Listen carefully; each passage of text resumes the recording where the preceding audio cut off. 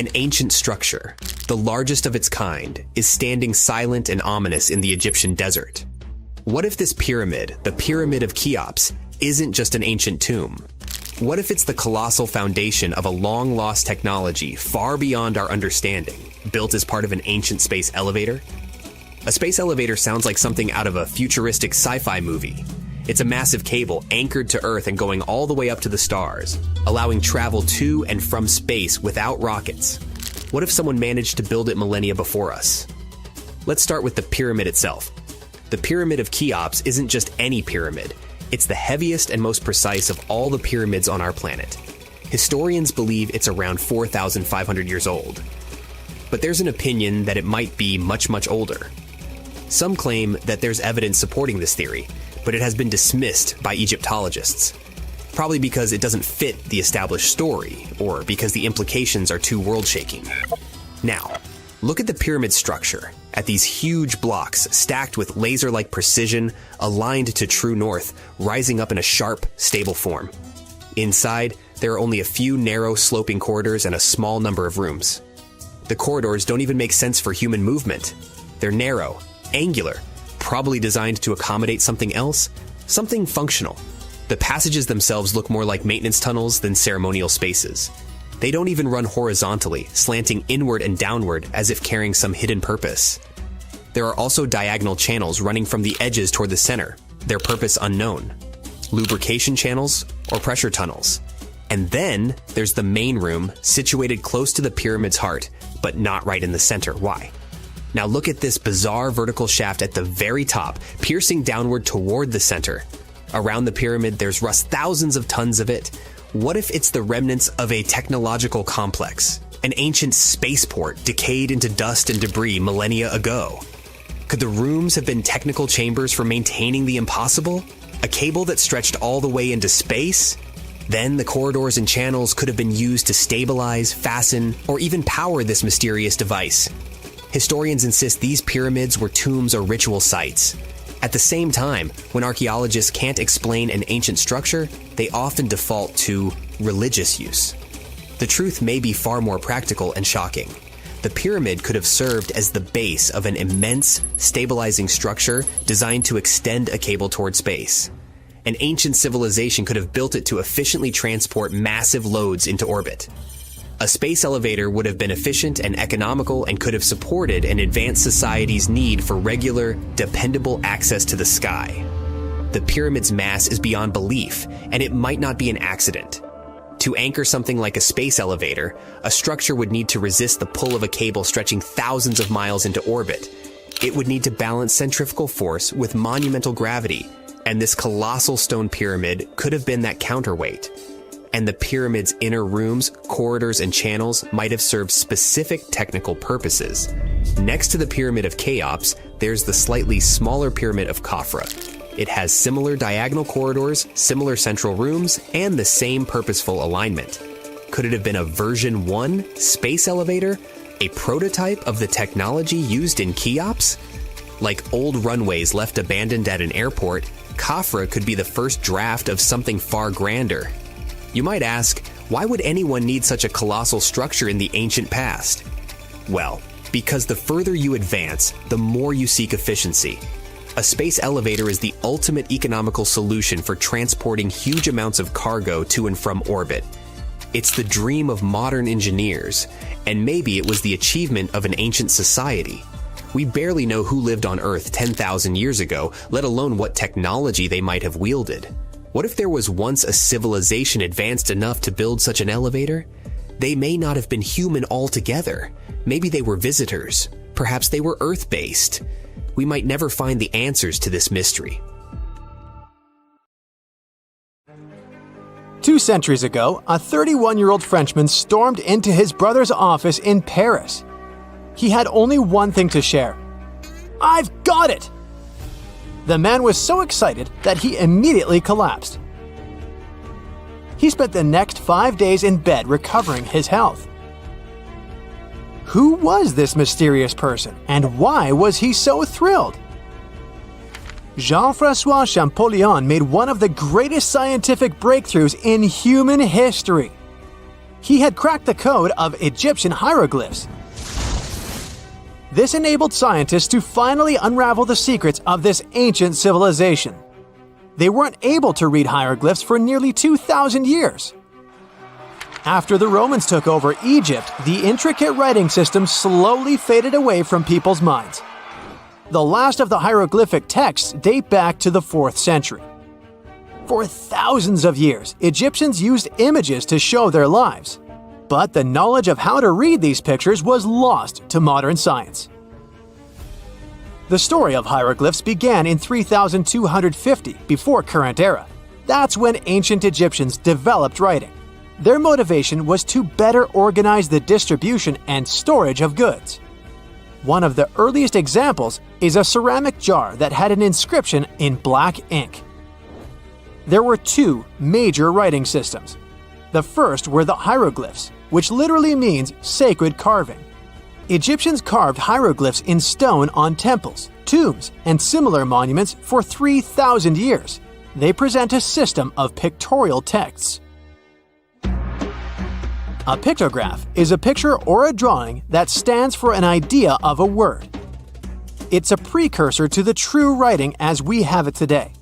For example, when Egyptians wanted to write ibis, they would draw a small image of the bird. Hieroglyphs can be found on walls. They were a formal way of writing. The other writing system was hieratic.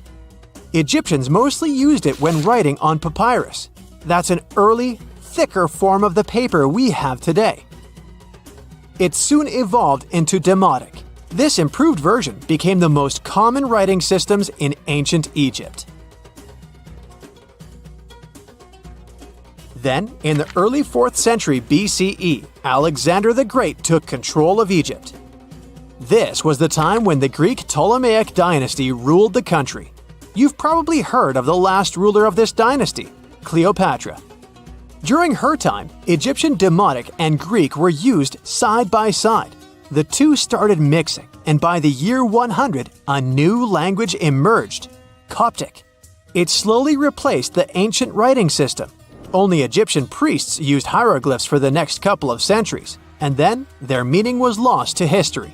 But not forever. Arabs were the first who tried to solve the mystery of the hieroglyphs. Medieval travelers came across these strange symbols and wanted to understand their meaning. They consulted speakers of Coptic and translated text from Greek and Latin into Arabic to break the code of the hieroglyphs. During the Renaissance, Europeans also became fascinated with the legacy of ancient Egypt. Scholars from the Old Continent believed that hieroglyphs were a group of symbols as opposed to a written language. This was all about to change in 1799. A year earlier, Napoleon, the famous French ruler, arrived in Egypt. His subordinates constructed a fort that dated back to the 15th century. Rashid, or Rosetta, was a port town in the northeast of Egypt, near Alexandria. One section of the old fortification wall contained an interesting slab inside. The stone tablet was made of a granite-like rock. It was just 40 inches high and 30 inches wide. It contained 3 distinctive sections of text carved into it. The letters were in 3 scripts and 2 languages: hieroglyphs, Demotic, and Greek. It was a fragment of a larger ancient stela. These are upright stone slabs that are used to dedicate to a person or an event, but the one from Rosetta was damaged. 2/3 of the hieroglyphic text on the top was missing. The bottom Greek text lacked a cornerstone. The only fully preserved section was the writing in Demotic in the middle of the slab. It eventually ended up in the British Museum. The scientific community was intrigued, and the race was on to decipher it. Prints and casts of the slab went out all over Europe. Scholars already knew ancient Greek, so in theory, this shouldn't have been so hard. The first people who saw the Rosetta Stone thought the process would take 2 weeks. In the end, it took 2 decades. The main issue was the fact that hieroglyphs and spoken ancient Egyptian didn't have a connection anymore. Scientists didn't know what sounds the letters on the slab corresponded to. Imagine if English disappeared 1,000 years in the future. Then someone finds a tablet with the word dog. At first, they wouldn't know how to read the word or the individual letters. Even if they figured out how to pronounce the word, they wouldn't know its meaning. This is what linguists were dealing with in the case of the Rosetta Stone. The careful study of the artifact produced another find. The texts weren't direct translations of each other. They both described the same event, but in different words. It was like you saw a movie with two friends, and then all three of you wrote different reviews about it. The original text was probably in Greek, but the translators added extra words to make it sound more Egyptian.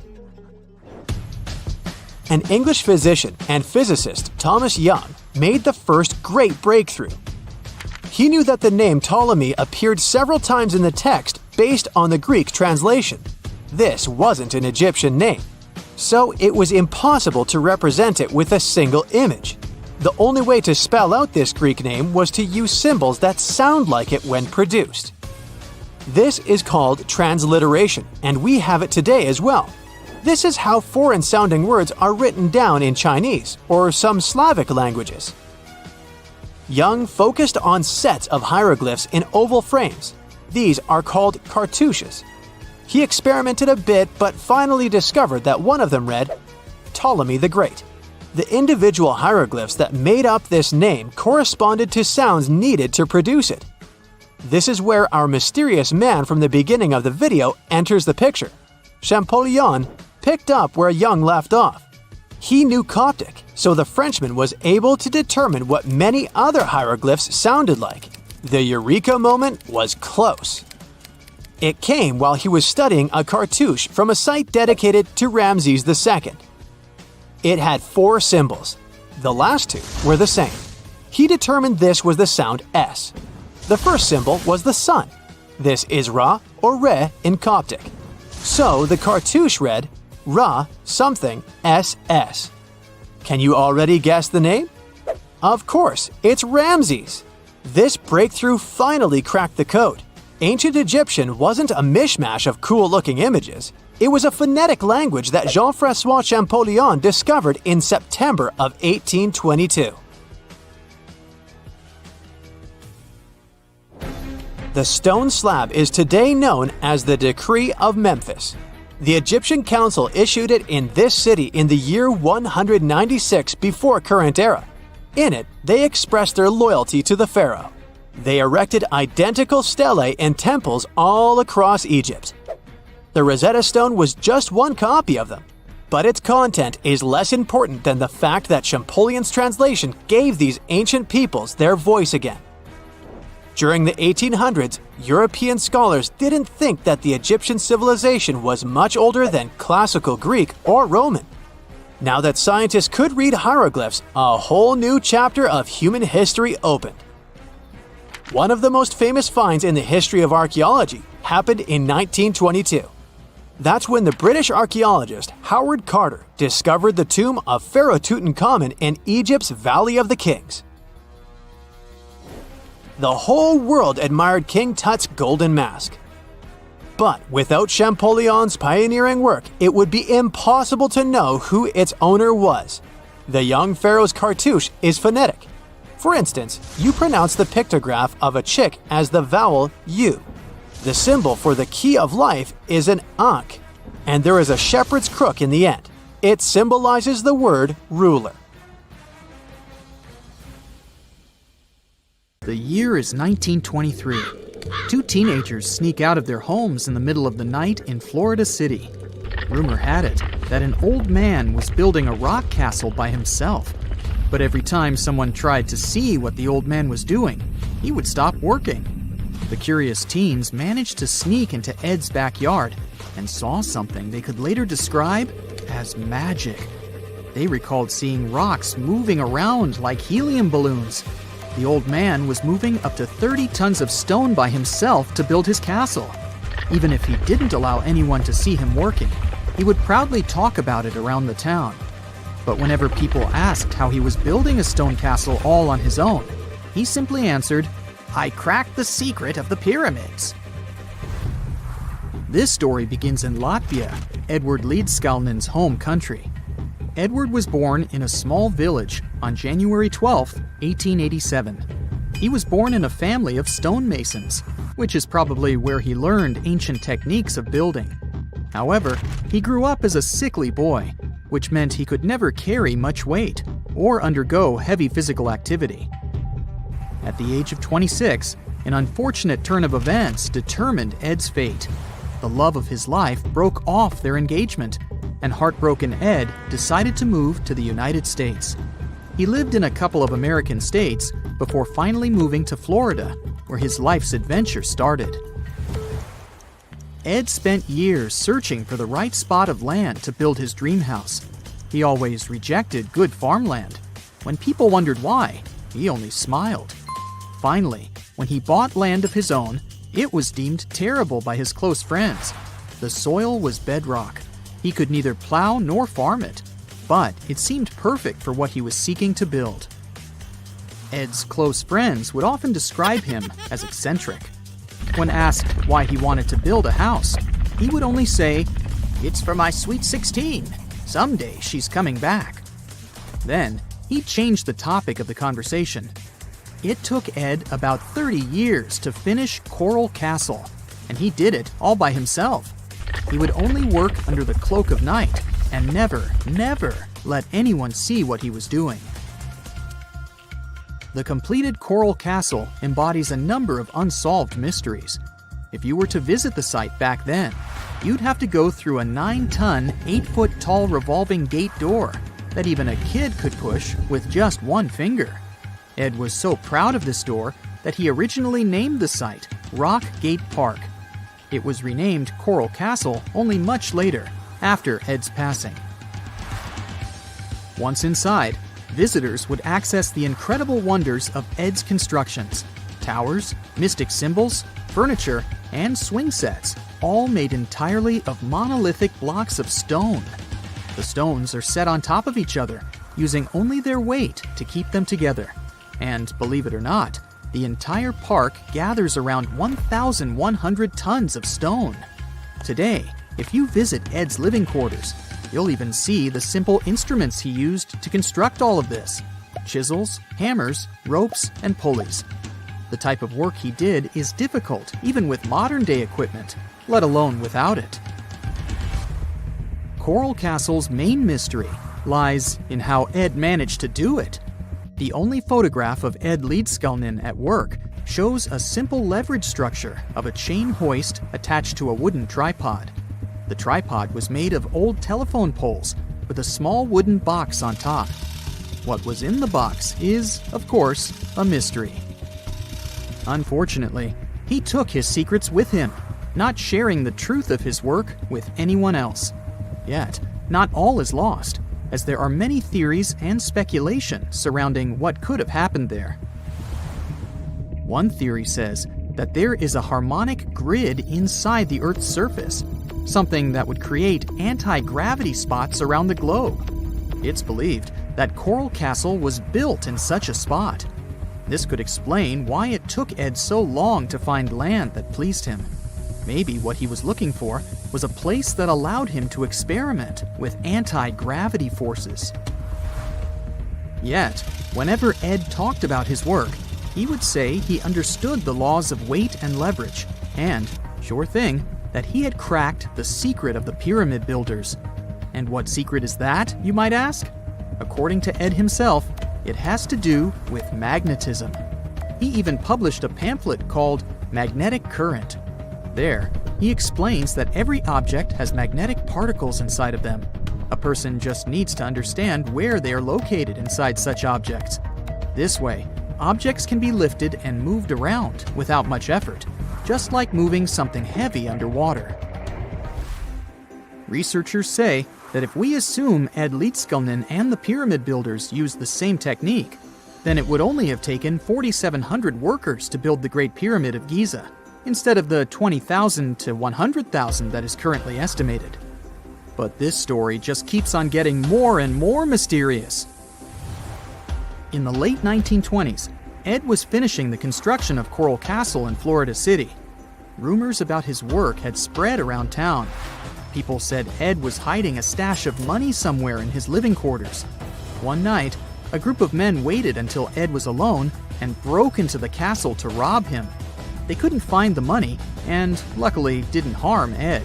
But in the following days, he decided that it was best he moved out of that land. Of course, he took more than his toothbrush along with him. Ed decided to move the entire Coral Castle to another land, 10 kilometers away from where he had built the park. Legend says he hired a truck driver and asked him to swear secrecy about what Ed intended to do.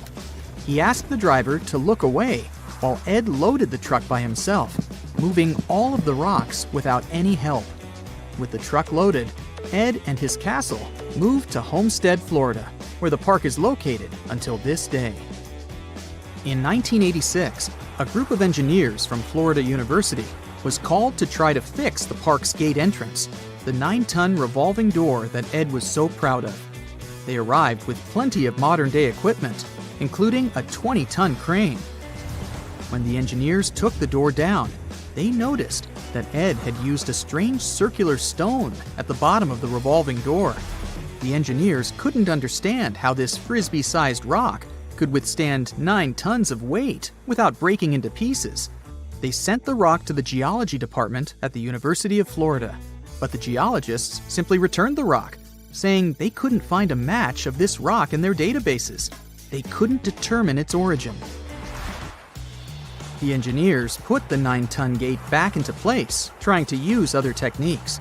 At first, it didn't work without the base rock Ed had originally used. So, they had to cut the gate rock to make it work as a revolving door once again, proving that modern-day technology couldn't replicate what Ed had done single-handedly. Fast forward to 2011, and another man claimed to have cracked the code of the pyramid builders and Ed Leedskalnin himself. Wally Wallington, a retired construction worker from Lapeer County, Michigan, has managed to build using similar techniques to those used by Ed. Wallington is known for having built his personal Stonehenge in Michigan. He is said to have used simple machines, such as levers and counterweights, moving around multi-thousand-pound concrete blocks. Unlike Ed, Wallington has shared his techniques with the public. Multiple videos are showing the clever engineering he built from very simple materials. It sure is impressive. The man has moved his entire barn into another property just with the help of simple tools. However, there is no way to prove that these were the same techniques used to build Coral Castle. To this day, the secrets of Coral Castle haven't been unraveled. But hey, we can always keep trying to solve it.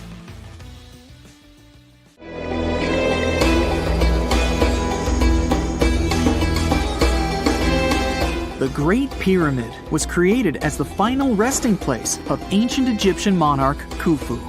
According to legend, French leader Napoleon entered the Great Pyramid and came back out looking shaken and super pale. He never revealed what he saw inside, but whatever it was is said to have affected him for the rest of his life.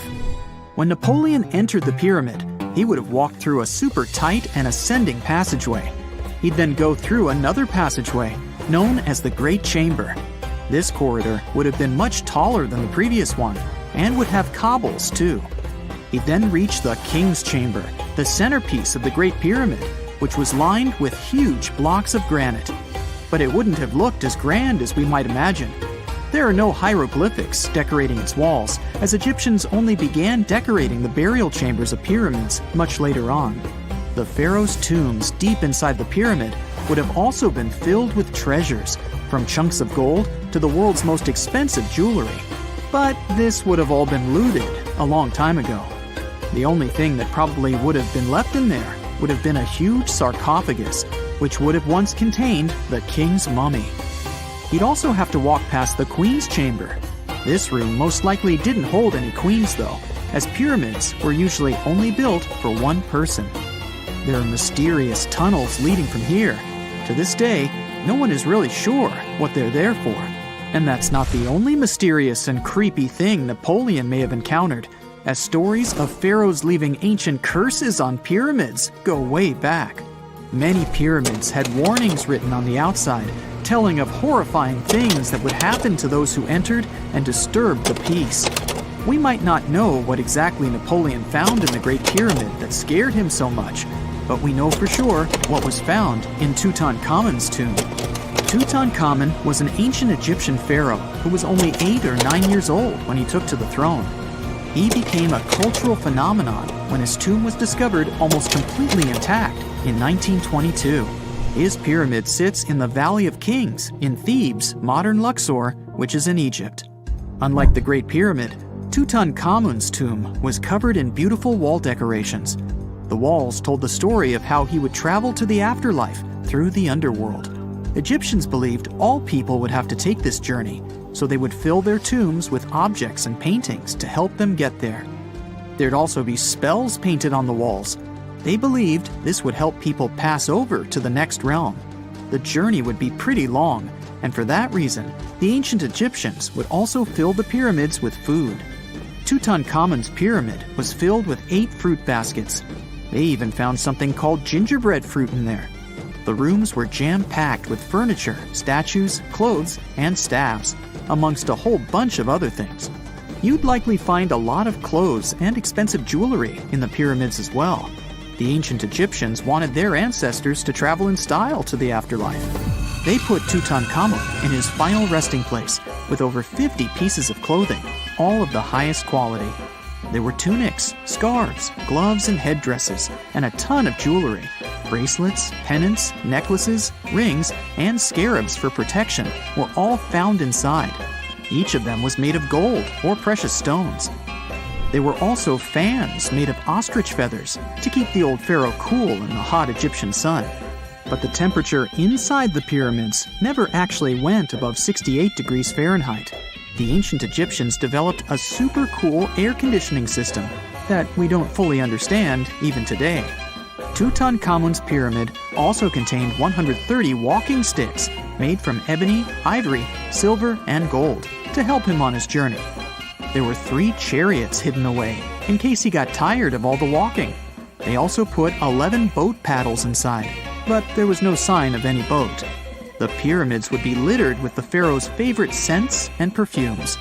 During the excavation of Tutankhamun's pyramid, it quickly became clear that it had been robbed during ancient times. There was damage to doors and traces of oils left in empty jars. It looks like someone raided the pyramid for gold and the scents, perfumes, and oils that had been left for King Tut. There was still a bit of perfume, which was made from coconut oil and frankincense, left in one bottle. It seems like Pharaoh Tutankhamun loved board games. There was an ivory traveling set of senet in his pyramid. Although we don't know for sure exactly how to play it, we have figured out it was sort of an ancient Egyptian version of backgammon. It looks like it was a 2-player game where the goal was to knock your opponent off the board. Not really sure who Tutankhamun's mummy was supposed to play with, though. The ancient Egyptians had some rituals that may seem pretty strange to us. For example, they used to shave their eyebrows off if they ever lost a cat. So it's not too surprising they put some really weird things inside pyramids. Archaeologists discovered a collection of mummified cats and scarab beetles in pyramids that date back more than 4,000 years. They were found in the pyramids of Sakara, which is south of Cairo. They also found a bunch of makeup kits and mirrors inside. Makeup was worn proudly by both men and women in ancient Egyptian times. Eyeliner was the most popular cosmetic. The Rosetta Stone was one of the best discoveries ever made in pyramids. It was found by our man Napoleon Bonaparte and his team. It's a black granite rock that dates back to 196 BCE. It's transcribed in Greek, Demotic, and hieroglyphic. When it was translated in 1822, we got the key to understanding ancient Egyptian hieroglyphics for the very first time. The discovery of Queen Hatshepsut's mummy in 1903 changed our understanding of the Egyptians forever. After she had passed away, her successor, Thutmose III, removed most of the evidence of her reign, so we basically knew nothing about Egypt's first great female leader. She's now gone on to become one of the few and most famous female pharaohs of Egypt. Pharaoh Khufu even had a fully fledged boat in his pyramid. Archaeologists uncovered more than 1,200 pieces of a giant boat near the Great Pyramid at Giza. They reassembled the boat, and it's a whopping 144 feet long. It's most likely a solar boat, which was designed to carry the resurrected king with the deity Ra. Fun fact, the Pyramid of Giza is the last remaining of the 7 wonders of the ancient world. The other 6 are the Hanging Gardens, the Colossus, the Temple of Artemis, the Mausoleum, the Lighthouse, and the Statue of Zeus. This pyramid was also the world's tallest man-made structure for 3,800 years, and it's the biggest pyramid in Egypt. It took a staggering 2.3 million blocks of limestone, and some weighed as much as 80 tons. It took an incredible 100,000 laborers and a whopping 23 years to build. Its original height was a mega 480 feet. In 2017, archaeologists discovered something weird about Egypt's Great Pyramid. There's a hidden void that's at least 100 feet long, and no one really knows why it's there or what's actually inside it.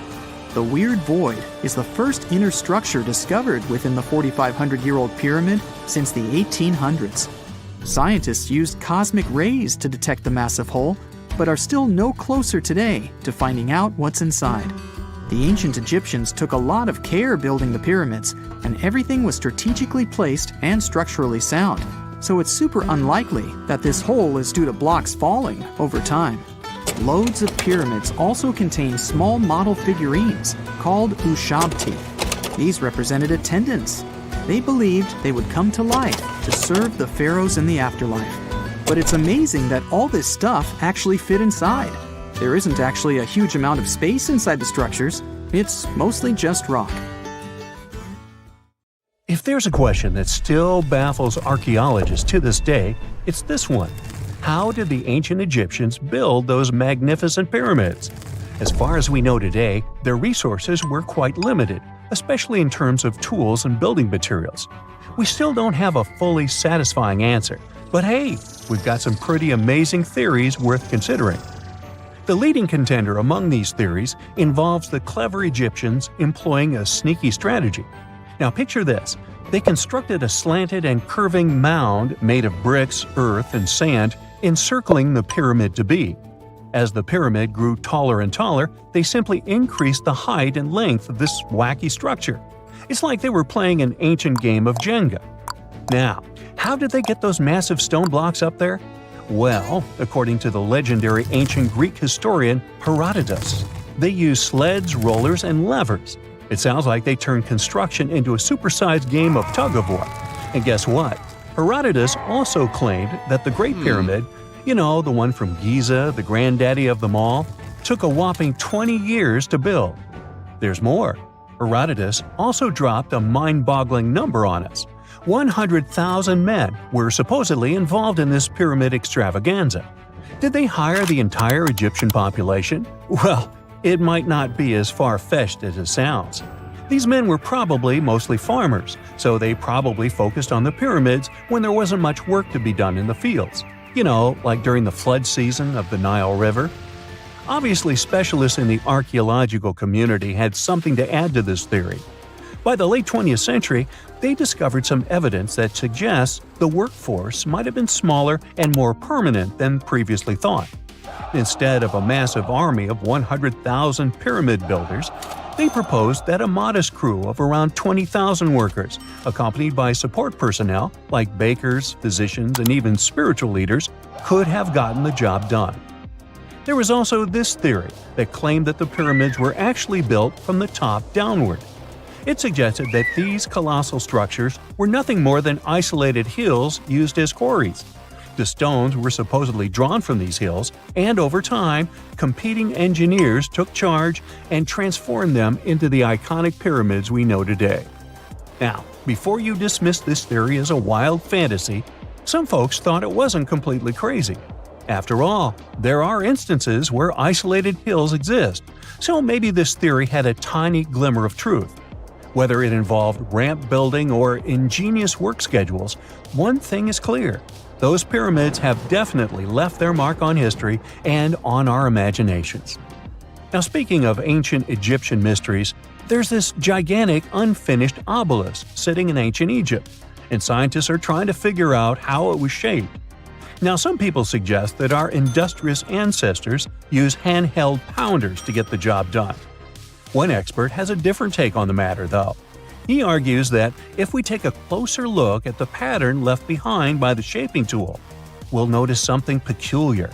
The walls of the trenches surrounding the obelisk display a neat and even pattern, which is pretty unlikely if they were pounded away by mere mortal hands. According to this expert, those horizontal striations are usually the result of a tool that takes breaks while removing material, leaving its mark on the surface. But wait, there's more. Imagine the tool being rocked back and forth against the trench walls, clearing away the waste to keep the trench from narrowing. Well, in that case, the tool might have left some funky horizontal striations where it was pressed against the sidewall. This sounds like some fancy technology at play, don't you think? And guess what? The dynastic Egyptians probably didn't have access to that kind of know-how. Another famous Egyptologist from way back also uncovered a bunch of core drills during his adventures. Although the actual drill bits are missing, his collection houses these particular core remnants made of limestone, alabaster, and even granite. These constructions aren't the only amazing thing the ancient Egyptians left behind, though. As it turns out, the Egyptians were the genius minds behind the creation of the handheld mirror. Yeah, that little mirror you use every day to check yourself out. But here's the twist.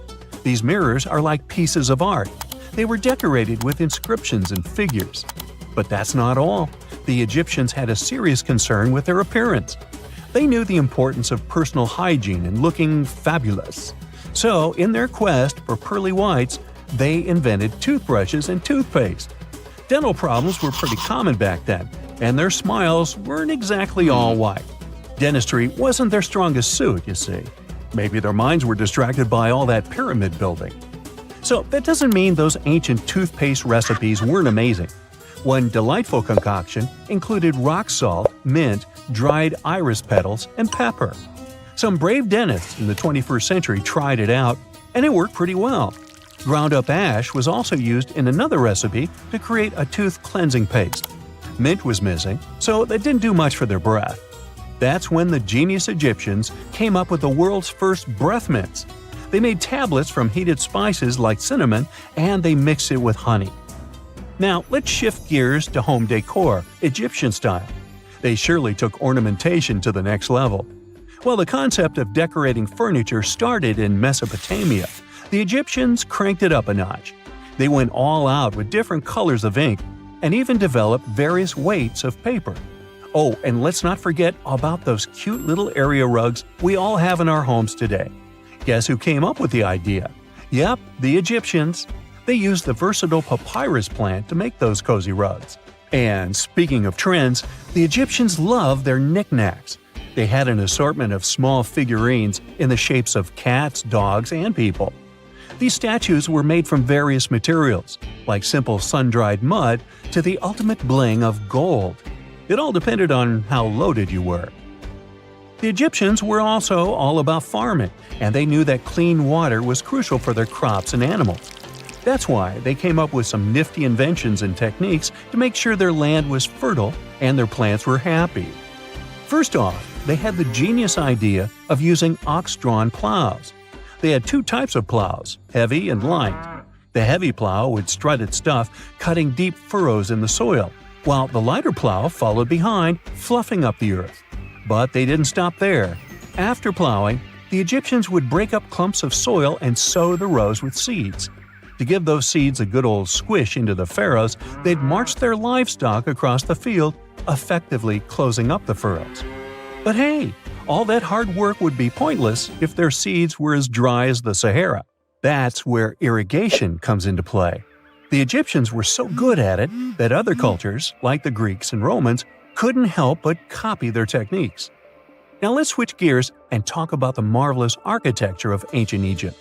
These folks weren't just skilled farmers, they were also architectural maestros. They built these fancy canals to carry water to farms and villages, and boy, did they know how to make those canals look pretty. Just imagine strolling along a canal lined with ornate structures.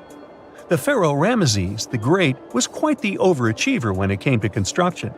One of his mind-blowing creations was the construction located at Abu Simbel. This building was designed so that twice a year, the sun would shine directly into it and illuminate the statues of Ramesses. And let's not forget about the corbelled arch. Without this architectural gem, we'd be missing out on some mind-boggling structures like the Great Pyramid. The Egyptians knew how to make things stand tall and proud, thanks to their engineering and construction wizardry. They built grand halls and inner sanctums that make your jaw drop. And some of these temples doubled as astronomical observatories. X-rays are a type of invisible radiation that can pass through our bodies and objects. They're very important in the field of medicine because they allow doctors to see inside our bodies without having to perform surgery. Now, let's dive into how X-rays work. They're a kind of electromagnetic radiation, just like light or radio waves. However, they have much higher energy than light, which makes them able to go through objects that light cannot. Imagine you have a powerful flashlight. If you try to shine it through a wall, the light won't go through because the wall is too thick. But these rays have enough energy to go through walls and even our bodies. The discovery of X-rays happened by accident in the late 19th century. A scientist was experimenting with cathode rays, which are a type of radiation.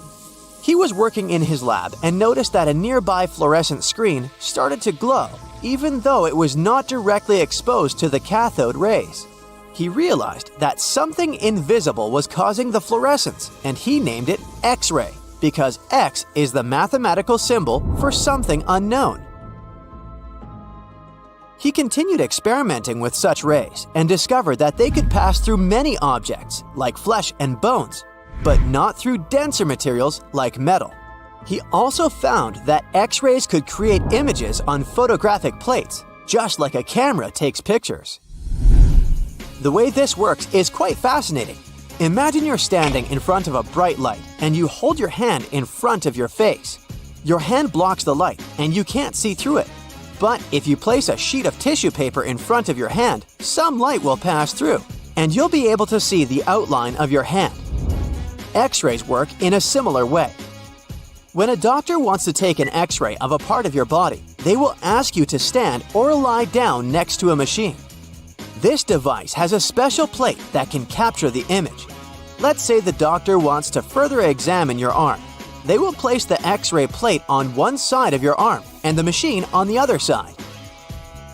Then, the machine will produce a controlled burst of X-rays that pass through your arm. Remember how we talked about the tissue paper allowing some light to pass through? Well, in this case, some of those X-rays will go through your arm, while others will be absorbed or blocked by the denser parts of your body, like bones. The plate captures the X-rays that pass through your arm, and it creates an image. This image shows the bones and other structures inside your body, allowing the doctor to see if there are any problems or injuries. Now, you might be wondering why X-rays can pass through some things but not others. It has to do with the density and composition of the objects. Denser materials like bones absorb more X-rays, so they appear white in the image. So when you look at the result, you'll see your bones as white shapes. Other tissues like muscles and organs are less dense and allow some of those rays to pass through, so they appear as gray shadows. What if I told you there's a whole new way you can peek inside objects, but without using X-rays? I'm not talking about magic powers. Take a comfortable seat while I explain what muography is. This fascinating scientific technique allows us to see inside objects and even beneath the Earth's surface using a special type of particle called a muon. These elementary particles are very similar to electrons, but they're much heavier. They are created high up in the Earth's atmosphere when cosmic rays, which are particles coming from space, collide with the air molecules. Now, Muons are special because they can pierce through different materials. They can pass through rock, soil, and even buildings. Scientists realized this potential back in the 1950s when they were studying cosmic rays and noticed that some of the particles could pass through thick materials. The first muography experiments took place in the 60s. Specialists discovered that muons can be detected using special devices called muon detectors. These detectors are usually placed underground or in specially designed laboratories to shield them from other particles and background radiation. Now let's dive into how muography actually works. Imagine you have a large object, like a pyramid, a mountain, or even an ancient statue, and you want to see what's inside without damaging it. First, detectors are positioned around the object or in the area you want to examine. These detectors are sensitive to muons and can track their paths.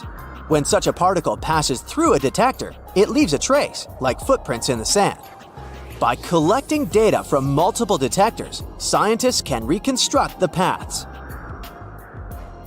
Here's where things get really cool. The Earth's atmosphere acts like a natural filter for muons. It turns out that the more massive an object is, the more particles it will block. So, if you have a large, dense object like a mountain, fewer muons will pass through it compared to a smaller, less dense object, like an empty box. This difference in the number of particles that reach the detectors can give us clues about what's inside the objects. Scientists use computer algorithms and mathematical techniques to analyze the data and create images. These images represent the density distribution of the object being studied. It's like creating a map that shows where the densest areas are and where there's gaps inside the object. The concept of muography is similar to using shadows to understand the shape and size of an object. Imagine you're standing in front of a bright light and you place your hand between the light source and a wall. You'll see a shadow of your hand on the wall. Based on the shape and size of the shadow, you can get an idea of what your hand looks like, even though you can't see it directly. This technique has been used to study various objects and structures. For example, scientists have used it to explore the inside of volcanoes and pyramids, and even to investigate the structure of mountains and the Earth's crust. With the help of this amazing technique, scientists have now uncovered new information about the Great Pyramid of Giza. They discovered something that had eluded tomb raiders for centuries. They found a hidden chamber, and guess what they named it? The Big Void. Yeah, I know, not the most creative name. They even used 3 different muon detection techniques just to be super sure that it was indeed a big, mysterious void inside the grandest pyramid of them all. Once news got out about this mind-boggling discovery, Egyptian authorities couldn't resist the temptation to explore further. So, they brought in an endoscope camera to confirm the existence of this epic void. So, they inserted a camera through one of the openings underneath the entrance, and voila! It revealed a corridor. More so, the corridor had a chevron ceiling. I can't help but imagine the ancient Egyptians using it as a cool dance floor. Another team of scientists decided to take another shot at scanning this newfound void. According to them, the Great Pyramid of Giza is a pioneer in the pyramid game. It used a technique called chevron to cover internal structures and keep them from collapsing. Now, why did the ancient Egyptians build this corridor and the grand void it leads to? One theory suggests that the corridor was built to relieve pressure inside the pyramid. Another theory says that the void could be a result of the pyramid's construction process. It could have been an internal ramp used to move roof blocks into position, and then it was left there or filled loosely with rubble.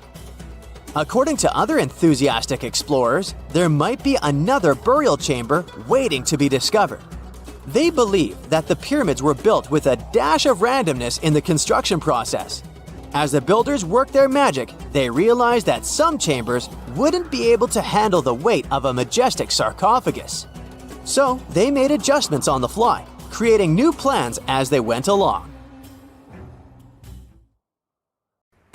Most people know that pyramids were built as grand tombs for the pharaohs, designed to ensure they had a smooth journey to the afterlife. The Great Pyramid of Giza, for instance, was constructed for the pharaoh Khufu. But what most people don't know is that this whole pyramid building trend started right here with the step pyramid of Djoser about 4,700 years ago. This massive structure was built for Pharaoh Djoser, a ruler from Egypt's 3rd dynasty. It rises 7 layers high above the ground and stands about 200 feet tall. We think of it today as a phenomenal architectural project. But for ancient Egyptians, the step pyramid of Djoser turned out to be more like a massive experiment, a trial run, if you will, to perfect their building skills before they moved on to even more ambitious pyramids. Reaching new heights is super exciting, but the real mystery is what is going on below the ground. In this pyramid's underground labyrinth, there is a network of tunnels stretching about 3.5 miles long, and some researchers believe these tunnels might have been part of a sophisticated water system that could completely change what we think about pyramid construction. Let's talk about this massive complex located in Sakara. Surrounding the pyramid, there's what's known as a dry moat, a continuous trench that is up to 164 feet wide and almost 2 miles long. It forms a sort of rectangular shape around the pyramid. This trench has an average depth of about 65 feet. Now, if you were to add up all the earth and rock they dug out to create this moat, it would be about 10 times the volume of the step pyramid itself. For the longest time, people just assumed this trench was nothing more than a huge quarry, a place where they dug up stone and clay to build the step pyramid. Makes sense, right? But when you take a closer look, it doesn't add up. The trench is too narrow and deep to be practical for mining, and its layout doesn't match anything we know about ancient Egyptian quarrying methods. Plus, some sections of the trench are actually covered with a rocky ceiling, which would have made it nearly impossible to use as a quarry. Another theory suggests that the dry moat had some kind of spiritual significance. Maybe it was a sacred place, where souls of nobles gathered to serve the late king in the afterlife. There are even niches in the walls that work as a hint at this spiritual function. But most researchers believe that this purpose likely developed much later, long after the complex was built for Djoser. So what was the moat really designed for? In 2020, a researcher came up with a pretty intriguing idea. It is possible that this trench was actually designed to collect and manage water, especially after heavy rainfalls. Now, that makes sense when you consider the location. The moat sits in an area that could easily have been flooded by runoff water from nearby plains. This could also explain why the trench wasn't used for new graves until much later when the climate became drier and less prone to flooding. The story becomes even more intriguing as this trench appears to be part of a larger, more complex hydraulic system within the Djoser complex. It is like the trench has several compartments, carefully carved out of the rock and connected by tunnels. These compartments likely served as a part of a water treatment system, where water would flow from one compartment to the next, getting cleaner as it moved along. Now, here is where things start to tie into the pyramid itself. The Djoser complex has a series of underground shafts, and some researchers think that water from the moat's deep trench might have been used to power a hydraulic lift system, and this giant water-powered elevator could have been used to raise the heavy stones needed to build the pyramid. It worked like a volcano, but instead of lava, water did the heavy lifting. Imagine a big deep hole in the ground at the center of the pyramid site. Inside this hole, there was a huge wooden platform, kind of like a giant raft that could move up and down. When the workers wanted to lift a heavy stone, they would fill the hole with water. As the water rose, the wooden platform started to float up, carrying the stone with it, almost like a giant water-powered elevator. When the stone reached the right height, the workers slid it off the platform and onto the pyramid. The idea is that water from the deep trench, after being cleaned and filtered, would flow into these shafts. A massive float, possibly made of wood, would then rise as the water filled the shaft, lifting the stones up to where they were needed for construction. Once the stone was in place, they'd let the water out, lowering the platform back down to the bottom ready to lift the next stone. This fancy hydraulic lift system could have been a game changer, making the whole building process a lot faster and more efficient without using a lot of workforce. It is like the ancient Egyptians were already embracing the whole idea of work smarter, not harder. But of course, not everyone is on board with this theory. Some experts argue that the area where the step pyramid of Djoser was built couldn't have held enough water from occasional rains to maintain such a fancy hydraulic system. The main theory suggests that, in the past, there might have been some kind of lake nearby that would have filled up after a period of rain, and this lake could have supplied water to the complex's hydraulic system. But there is no mention of such a lake in any ancient Egyptian writings, so it might be more of a what-if situation than a reality. And then there's the issue of the hard work itself. Remember when I said this method could have allowed the ancient builders to raise stones with far less effort? Well, that might not be entirely true. According to some experts, just building this hydraulic device would have required a lot more heavy work than simply moving the stone blocks using good old-fashioned manpower. And let's not forget, the step pyramid of Djoser is like a baby pyramid compared to those that came later. The stones used for Djoser's pyramid weighed, on average, about 660 pounds each, which is nothing compared to the more than 2.5-ton blocks used later for the pyramid of Deciphering. If this cool water lift theory gets completely ruled out, we still need to explain how this pyramid was built in the first place. To answer that, we need to rewind a bit and talk about the original plans. See, before Djoser's tomb became a pyramid, the idea was to construct a simple mastaba. This type of tomb was pretty common in earlier periods, a flat-roofed, rectangular structure with sloping sides. But after the original mastaba was finished, they decided to expand it a bit by adding more layers on top. And then they added even more layers, until the construction reached 6 distinctive steps, each one smaller than the previous. And they probably did all this by raising those heavy stones using ramps, not a water-powered elevator. There is still so much we don't know about the step pyramid of Djoser. More research is definitely needed to fully understand how this system worked, or if it even existed at all. But the idea of using water to help build the pyramid adds a whole new layer to our understanding of ancient Egyptian engineering. It's a powerful reminder of just how clever and resourceful those builders were, using the natural landscape and the power of water to create one of the most iconic monuments in history. A gruesome discovery took place in Egypt some years ago. You want to hear about it? 16 human hands, carefully buried in 4 eerie pits. They didn't look too much like human hands at first, since they were abnormally large, but they were. Weirdly, there were only right hands, no left hands were in sight. It turned out that it points to the practice of an ancient dark ritual. Old Egyptian art and tales talked of a ceremony where warriors would present the right hand of their adversaries as proof of victory and ask for gold in return. Egyptians believed in the afterlife, so cutting off someone's hand meant you cut off their power eternally. Guaranteeing this type of defeat was interesting to the winning party. Here, the fight was between Egyptians versus Hyksos, who lived in what was once known as Canaan. Egypt has always been the center of some history-changing findings, and some time ago, this papyrus was found. If we stretched it open, it would be just a tad bigger than the height of a skyscraper. The world's tiniest skyscraper, which is located in Wichita Falls, Texas. When humans didn't write on their notes app, they wrote on this thing, made from the medulla of a papyrus plant.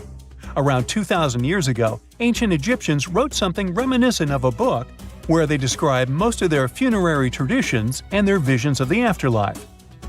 It's considered one of the most important texts from ancient Egypt and is still sold in bookstores to this day.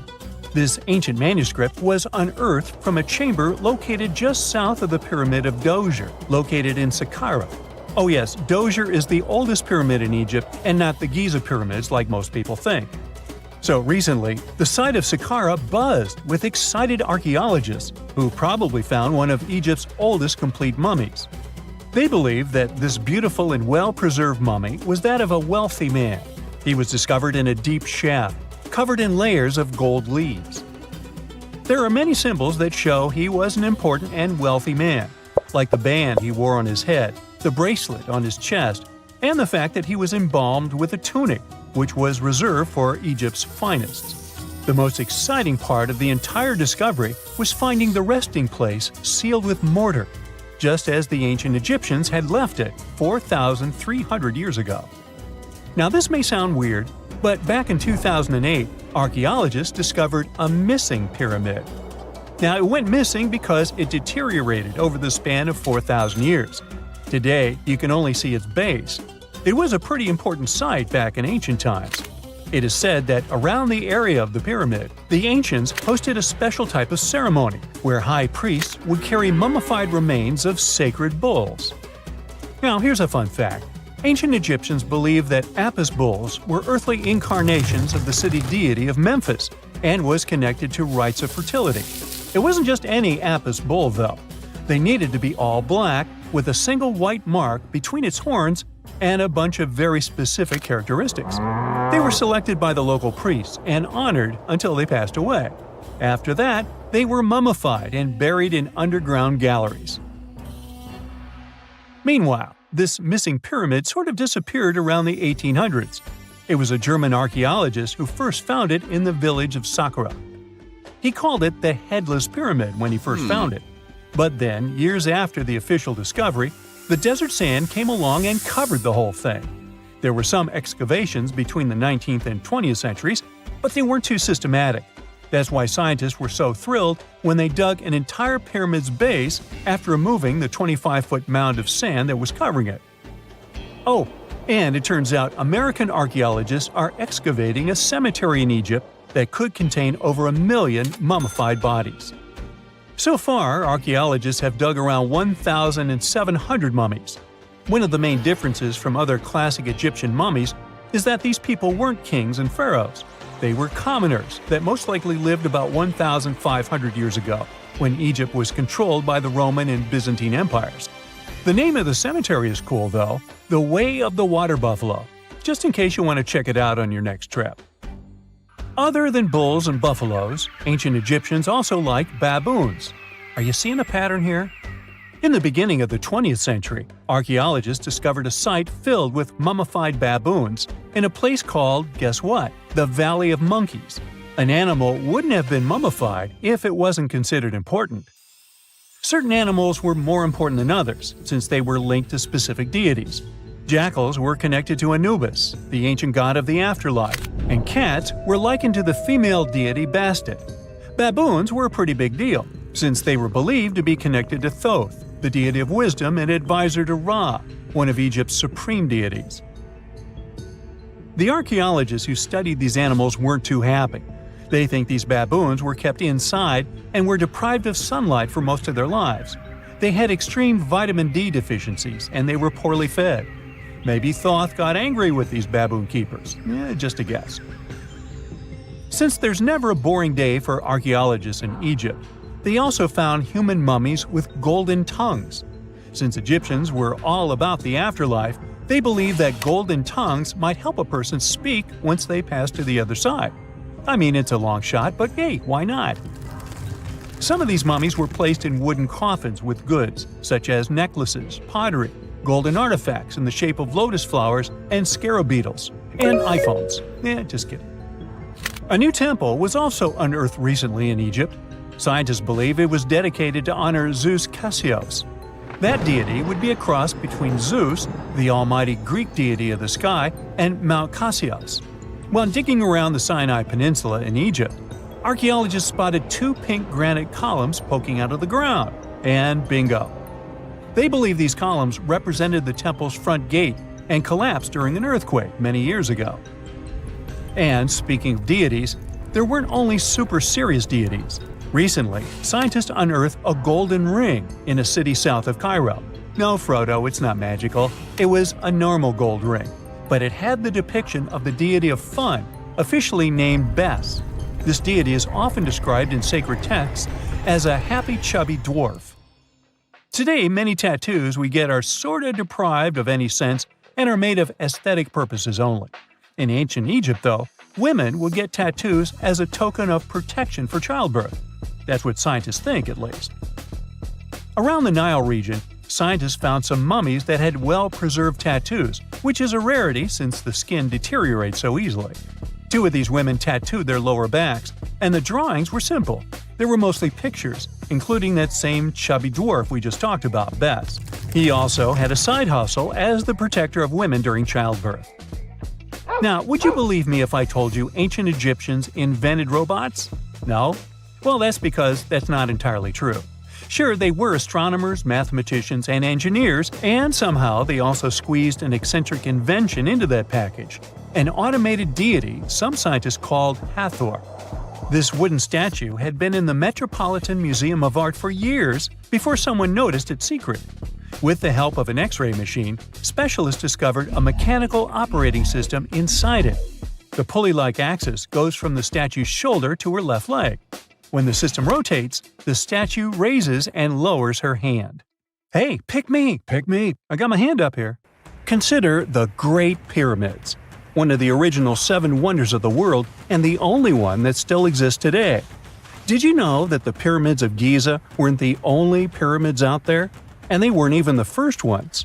First, there were the pretty good pyramids, but they didn't catch on. Nah, I made that up.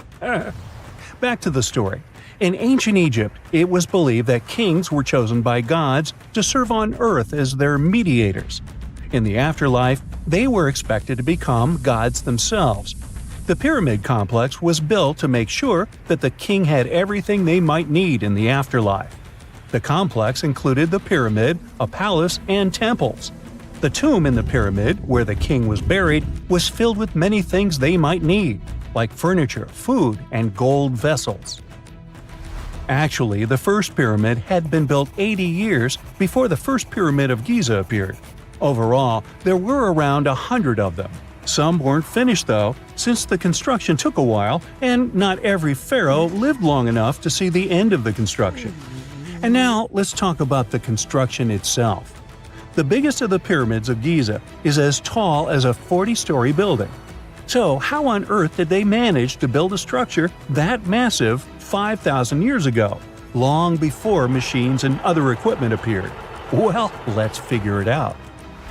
So Pharaoh Khufu ascended the throne around 2575 BCE, and his architects started the construction of the oldest and biggest of the pyramids of Giza.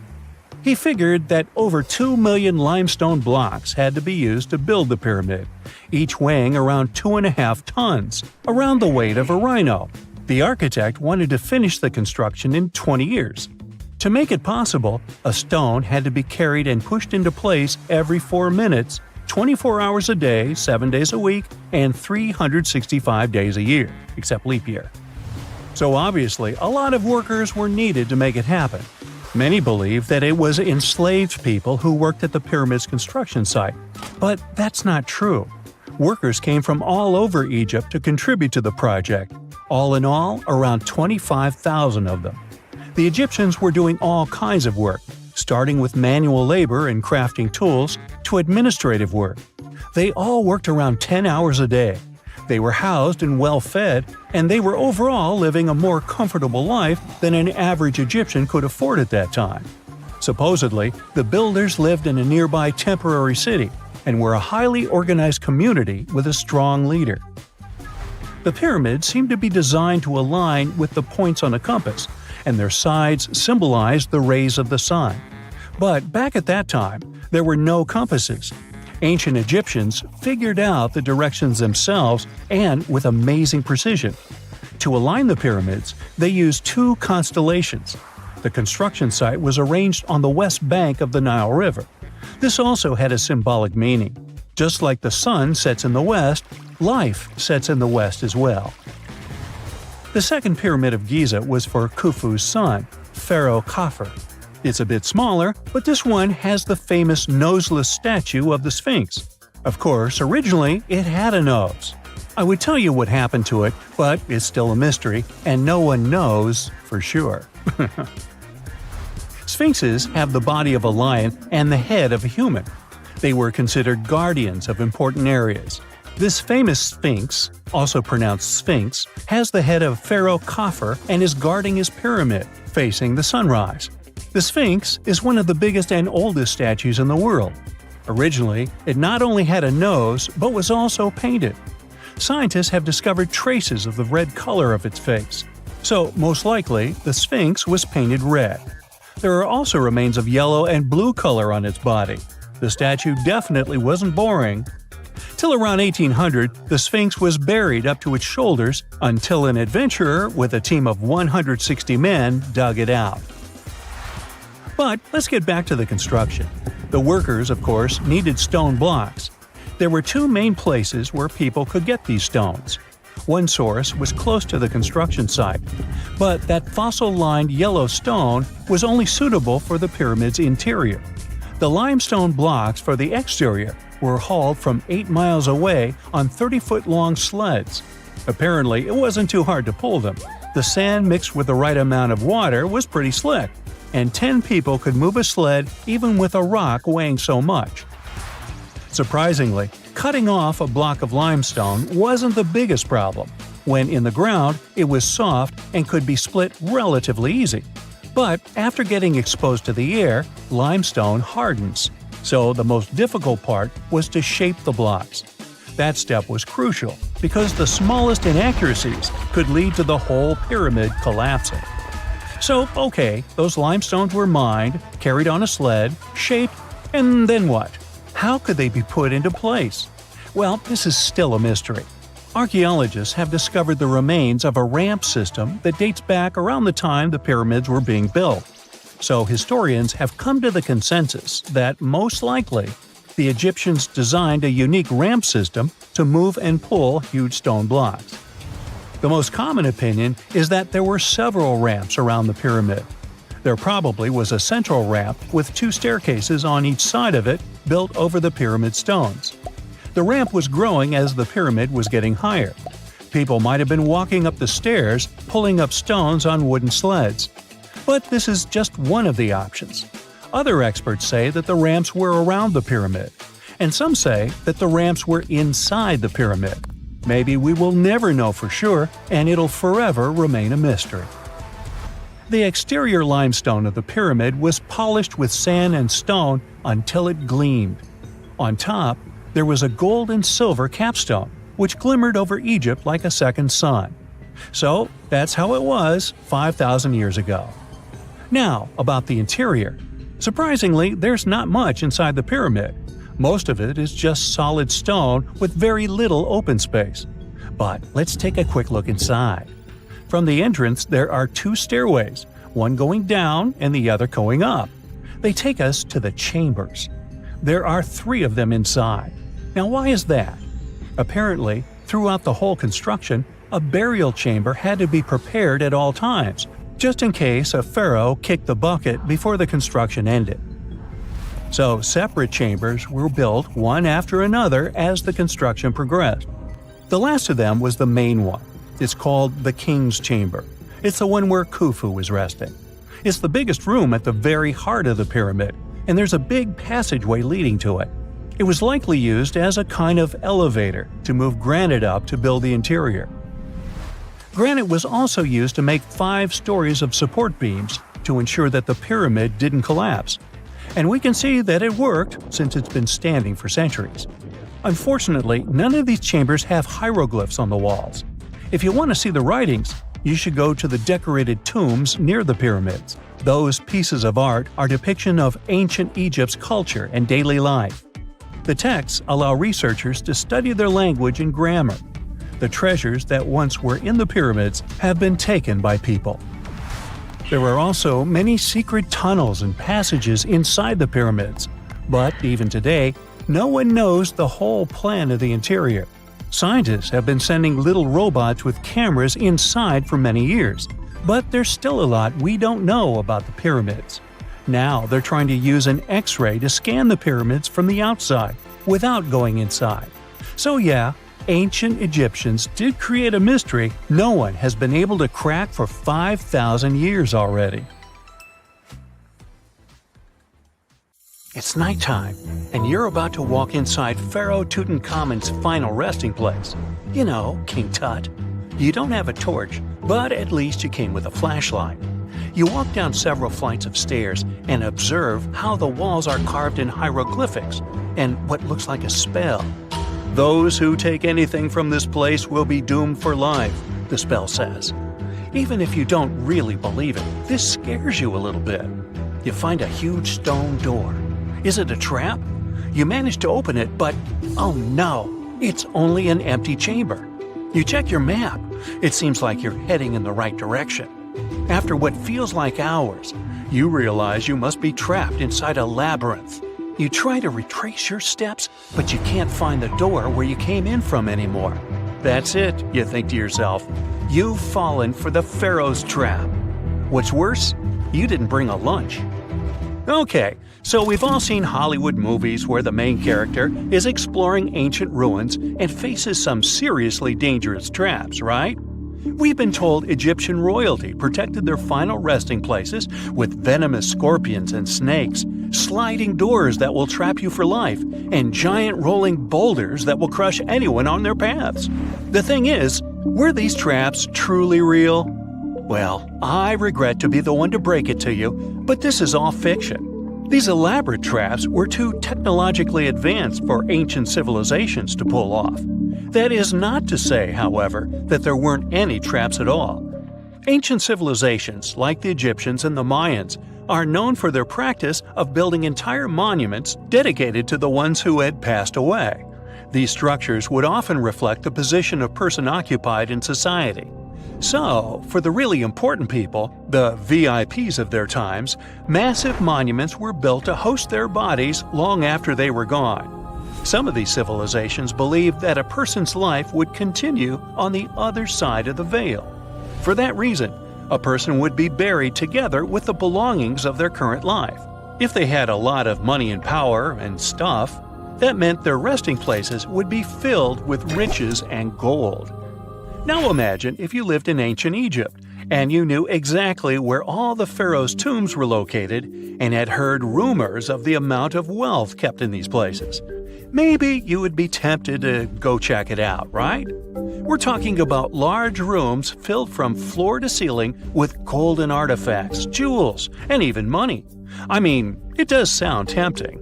And since there weren't any security guards protecting the entrance of these places, Egyptians needed to get creative as to how they would protect these riches. These old civilizations found some traps to be useful. A recurring one was building empty rooms inside the monument to confuse a burglar. Now, let's take a look at Amenhotep III's final resting place as an example. It was built in the city of Luxor, in a spot also known as the Western Valley of the Kings. Two French engineers originally discovered the monument between 1905 and 1914 CE. The structure is huge and has more than 10 chambers, connected by long corridors and steep stairways. The King's Chamber is the most hidden one, and for an outsider to try and find it, they will probably enter a lot of empty rooms beforehand. Other pharaohs tried to protect their riches by commissioning monuments with false doors concealing pits that were up to 20 feet deep. This way, an unwarned and unwanted visitor would be surprised by the deep hole on their way to the king's resting chamber. Alongside false doors, pharaohs made sure to build labyrinth-style corridors and false walls. This way, robbers could take hours or days before they found the king's real chamber. As to pits with poisonous snakes on them, if there were any reptiles inside these monuments, they probably got inside on their own and would most likely not stay there for long. There is no way snakes would survive years and years without food inside these pits. So yes, another Hollywood-induced belief right there. If these traps seem boring to you, archaeologists did find an interesting deterrent in the final resting place of the Red Queen of Palenque in Mexico. Palenque was one of the most powerful Mayan cities in pre-Columbian Mexico, and the Red Queen was believed to be the grandmother of the last Mayan king, undoubtedly a person of immense importance to the empire. In her honor, a huge monument was built to keep her body after her passing. The discovery of the tomb itself was already thrilling. Archaeologists found an ancient monument when digging at the site back in 1994. The first thing they found was a room with a hidden door. Once they opened the door, they discovered a long corridor. Finally, at the end of this corridor was the Queen's Chamber. The team of archaeologists was beyond excited to unearth this chamber with the mummy of the Queen herself still inside it. They found her to be accompanied by her pearls, jade shells, and expensive rocks. But as the team explored the remains, they saw something rather strange.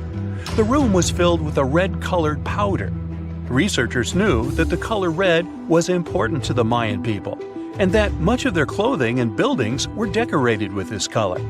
But they didn't understand why the queen was buried with this unknown red substance. After they took a sample back with them for further analysis, they discovered that the red powder was cinnabar, a very dangerous mineral. This powder, when inhaled, can cause, shall we say, severe health damage to a person. The team concluded that this could only be a trap for anyone trying to steal her riches. Okay, so dangerous powders might have worked as the most intense traps we've seen until now. But perhaps the cheapest way to keep out unwanted visitors was to advertise spells written out all over the monument. We'd probably laugh at these today, but back in the day, they were more or less effective. Spells usually said that the person who took anything from that place would meet a tragic fate. Some spells said that robbers would lose their houses in big fires or terrible floods. Other spells said burglars would have incurable and undiagnosed health issues, but they weren't really enough to stop people from taking any gold. There are some stories surrounding how these spells might have been real. One of them is from the famous British Egyptologist Howard Carter, the one responsible for unearthing Pharaoh Tutankhamen's resting place in the 1920s. After months of unsuccessful digging, Carter discovered the tomb's existence by chance.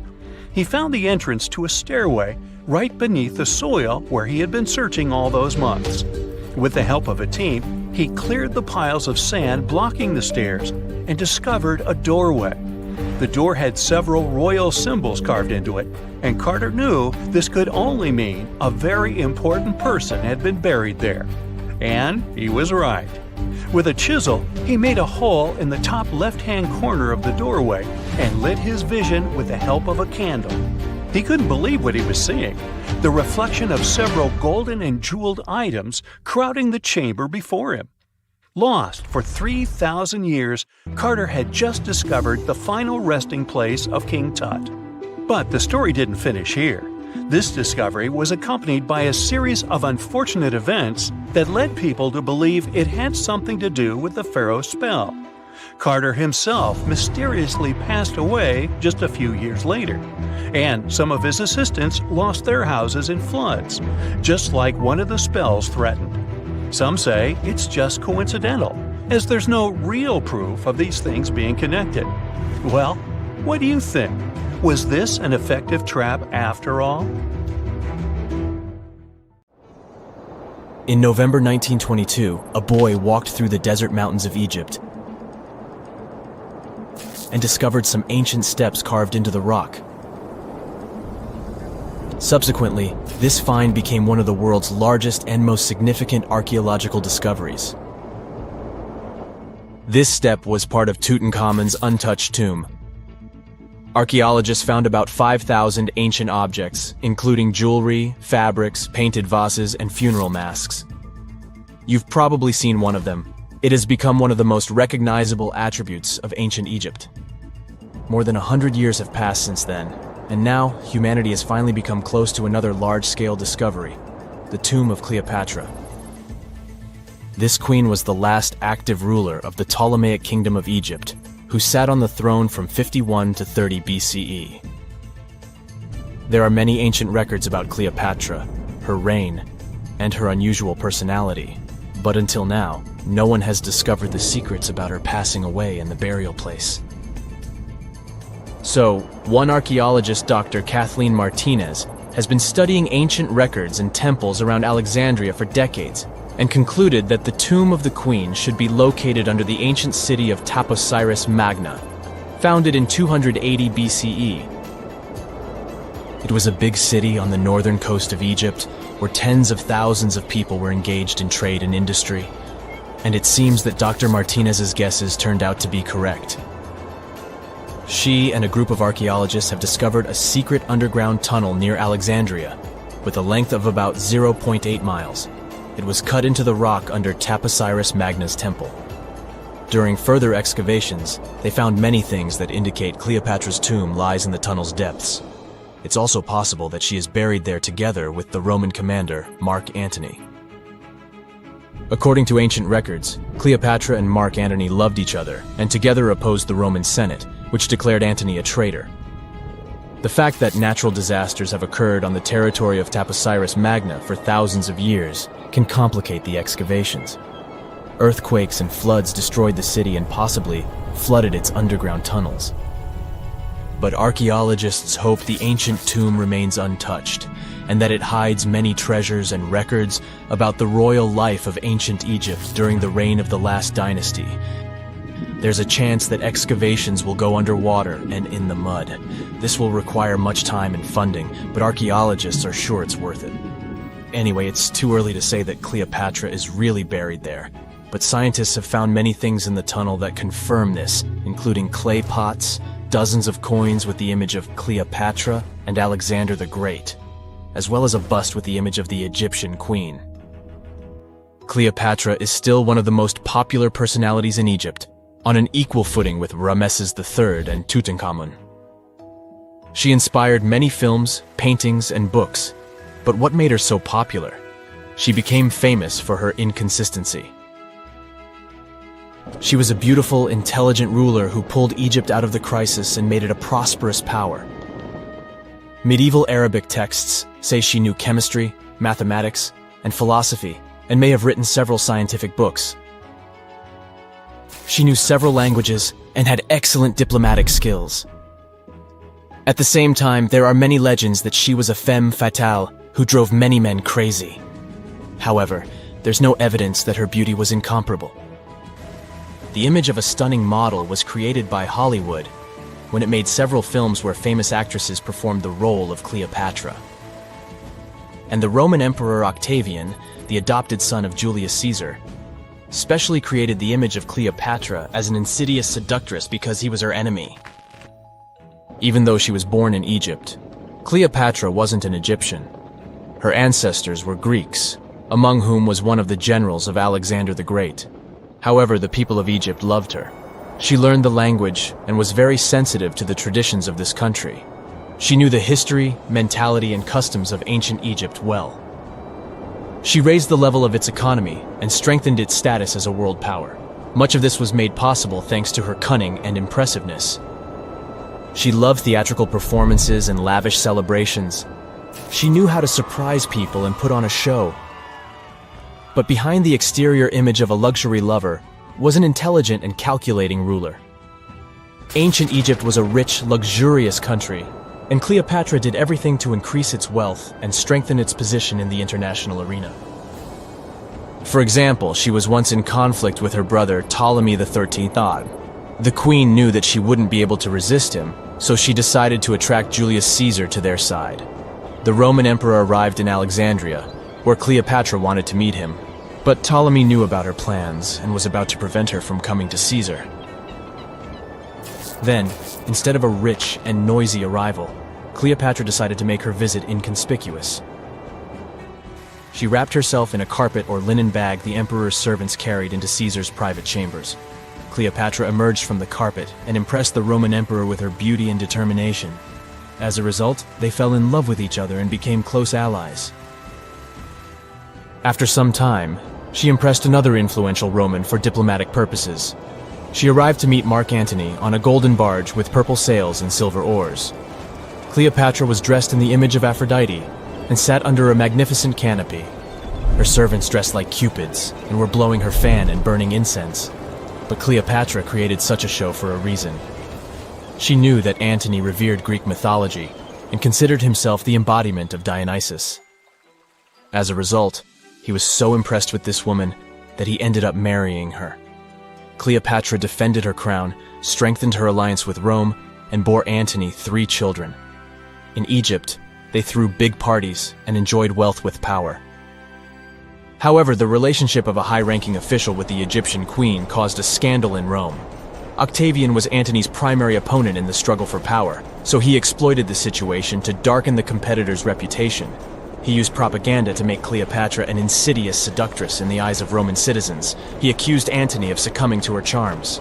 The Roman Senate supported Octavian and declared Cleopatra an enemy. In 33 BCE, this conflict reached a high point when Antony's navy clashed with Octavian's fleet. The latter won and forced his enemy to flee to Egypt with Cleopatra. According to some records, they took refuge near Alexandria. Pursued by the Romans, they hid in one of Cleopatra's palaces and met their end. Some legends say that Cleopatra was an expert in poisons. She provoked a venomous snake, a viper or an Egyptian cobra, to bite her. Also, according to another legend, she pricked herself with a poisonous needle. There's a theory that Cleopatra always carried an ampule with poison inside her hairbrush. And when she was cornered, she soaked the needle with this poison and pricked herself. None of this can be said for sure. Scientists are still trying to find out the truth. Perhaps when they reach Cleopatra's tomb, the world will get more answers about her tragic fate. She is considered the last ruler of Egypt. After her passing, Octavian plundered her palaces and temples and returned to Rome, where he became the main emperor. He successfully ruled the country and expanded its borders. His reign ended when he turned 75. World history would have looked different if Cleopatra and Mark Antony hadn't lost that naval battle. By the way, did you know that more time has passed between Cleopatra's reign and Neil Armstrong's flight to the moon than between the reign of the Egyptian queen and the construction of the Great Pyramid of Giza? Armstrong took a step on the Earth satellite in 1969, 38 years after the birth of Cleopatra. And the construction of the pyramid took place in 2560 BCE. Imagine how long the history of ancient Egypt is. Cleopatra is closer to us in time than to the pyramids. Unlike many other ancient Egyptian burial grounds, King Tutankhamun's tomb stayed hidden and free of unwanted thieves for 3,000 years. One reason was that the tomb was smaller than average and tucked away in a place called the Valley of the Kings. This area was already being extensively explored by the time they stumbled upon Tut's spot. The entrance was all covered in debris from building a nearby tomb, which must have also helped keep it a secret. There were also 0 writings or signs on the outside of the tomb. Time passing also played a part in keeping it in amazing shape until the 1920s, when a man named Howard Carter finally made it in. But was Carter that big of a hero? Some recent findings say he might have been sneakier than initially thought. People used to think Carter wasn't just a glorified treasure hunter, he was a true archaeologist. Before Tut, he had been on a relentless quest for Egyptian artifacts. He discovered his interest in these unusual objects when he was a child, and soon started drawing the sculptures and inscriptions that were found in ancient tombs. After stumbling upon the remains of King Tut, Carter spent a decade recording and processing all sorts of objects, like golden thrones, chariots, and statues from Tut's tomb, shipping them down the Nile to Egypt's museum in Cairo. Well, at least that was the official story. More recent discoveries claim that not all of the objects made it to Egyptian officials. A secret letter seems to uncover Carter's little 10 for them, 1 for me policy. The letter in question was sent to Sir Alan Gardiner, a philologist and friend of Carter's, dated from 1922. In these writings, Carter mentioned having found the tomb and was asking his buddy for some advice. In another letter from 1934, Gardiner seems to be thanking Carter for an amulet, which was sent to him as a thank you gift. Carter was adamant that it didn't come from Tut's tomb, but evidently it did. Even the British director of the Egyptian Museum was onto Carter's sneaky endeavors, but couldn't prove it. He compared Gardiner's amulet to others from Tut's tomb, and lo and behold, they were a perfect match. Gardiner was so disappointed to have been put in such a sticky situation that he vented to Carter in another letter. Deciding to be a good friend, Gardner didn't throw the famous archaeologist under the bus. Instead, he advised Carter to take those stolen goods back to Cairo. Just like he'd advise you to like this video and subscribe to the Brightside channel for more amazing videos on the most unique topics in history. It's not the only shady piece of information on Carter's post-discovery behavior. In 1947, a man named Alfred Lucas, who used to work with a controversial archaeologist, gave some information in an obscure journal in Cairo. He claimed that Carter sneakily cracked open the burial chamber door himself. Then he sealed it back up like nothing had happened before the official uncovering. Now, why would he do that? Well, the same theory suggests that Carter and his crew might have entered the tomb early so they could get their hands on some ancient goodies. Obviously, these people couldn't risk having such objects sold while they were still alive, but made sure they were auctioned off after they passed. Carter, though, never confessed to anything. He made no official denial either, but the Egyptian government couldn't risk any more mysterious disappearances, so they prohibited him from entering the tomb for a while. Some have connected this apparent stealing to the curse of King Tut. If you've never heard of it, know that it became quite the scary tale soon after King Tutankhamun's resting place was uncovered. It claimed that anyone messing with the tomb of the boy pharaoh would face some serious bad luck. It's not all dramatic like a mummy going on an aggressive spree, but word got out that the people involved in disturbing King Tut's lair met some mysterious, untimely ends. The main untimely passing related to this supposed curse is that of George Herbert, the 5th Earl of Carnarvon. He was this British aristocrat who helped fund the search for the tomb. He passed away just a year after the tomb was opened. Now, people love to call it mysterious, but it turns out that Herbert was already in pretty bad shape health-wise when he got to Cairo, and he ended up getting taken down by a regular disease. Now, let's talk numbers. There were a lot of people linked to this tomb opening – security guards, archaeologists, and supporting staff. And sure, a few of them did pass not long after the tomb started receiving visitors. As much as we'd like this curse to be true for the sake of, good storytelling, statistically, if you have a bunch of people connected to opening a tomb, you'd expect some passings just by random chance. The average lifespan for those supposedly targeted by the ancient curse was more than 20 years after the spell was supposed to kick in. Herbert's daughter even lived until the 1980s, that's half a century later. And Howard Carter himself lived until 1935, a solid 16 years after the big reveal. Some have suggested that the whole curse was nothing more than a careful PR strategy. You see, when Tut's tomb was found, Howard Carter wanted to make a priority out of keeping nosy reporters away. So he might have come up with a curse hanging over anyone entering the boy king's resting place. But what was stolen from King Tut's tomb anyway? Well, some jewelry to begin with. It might have been snatched by Howard Carter himself, according to a French specialist.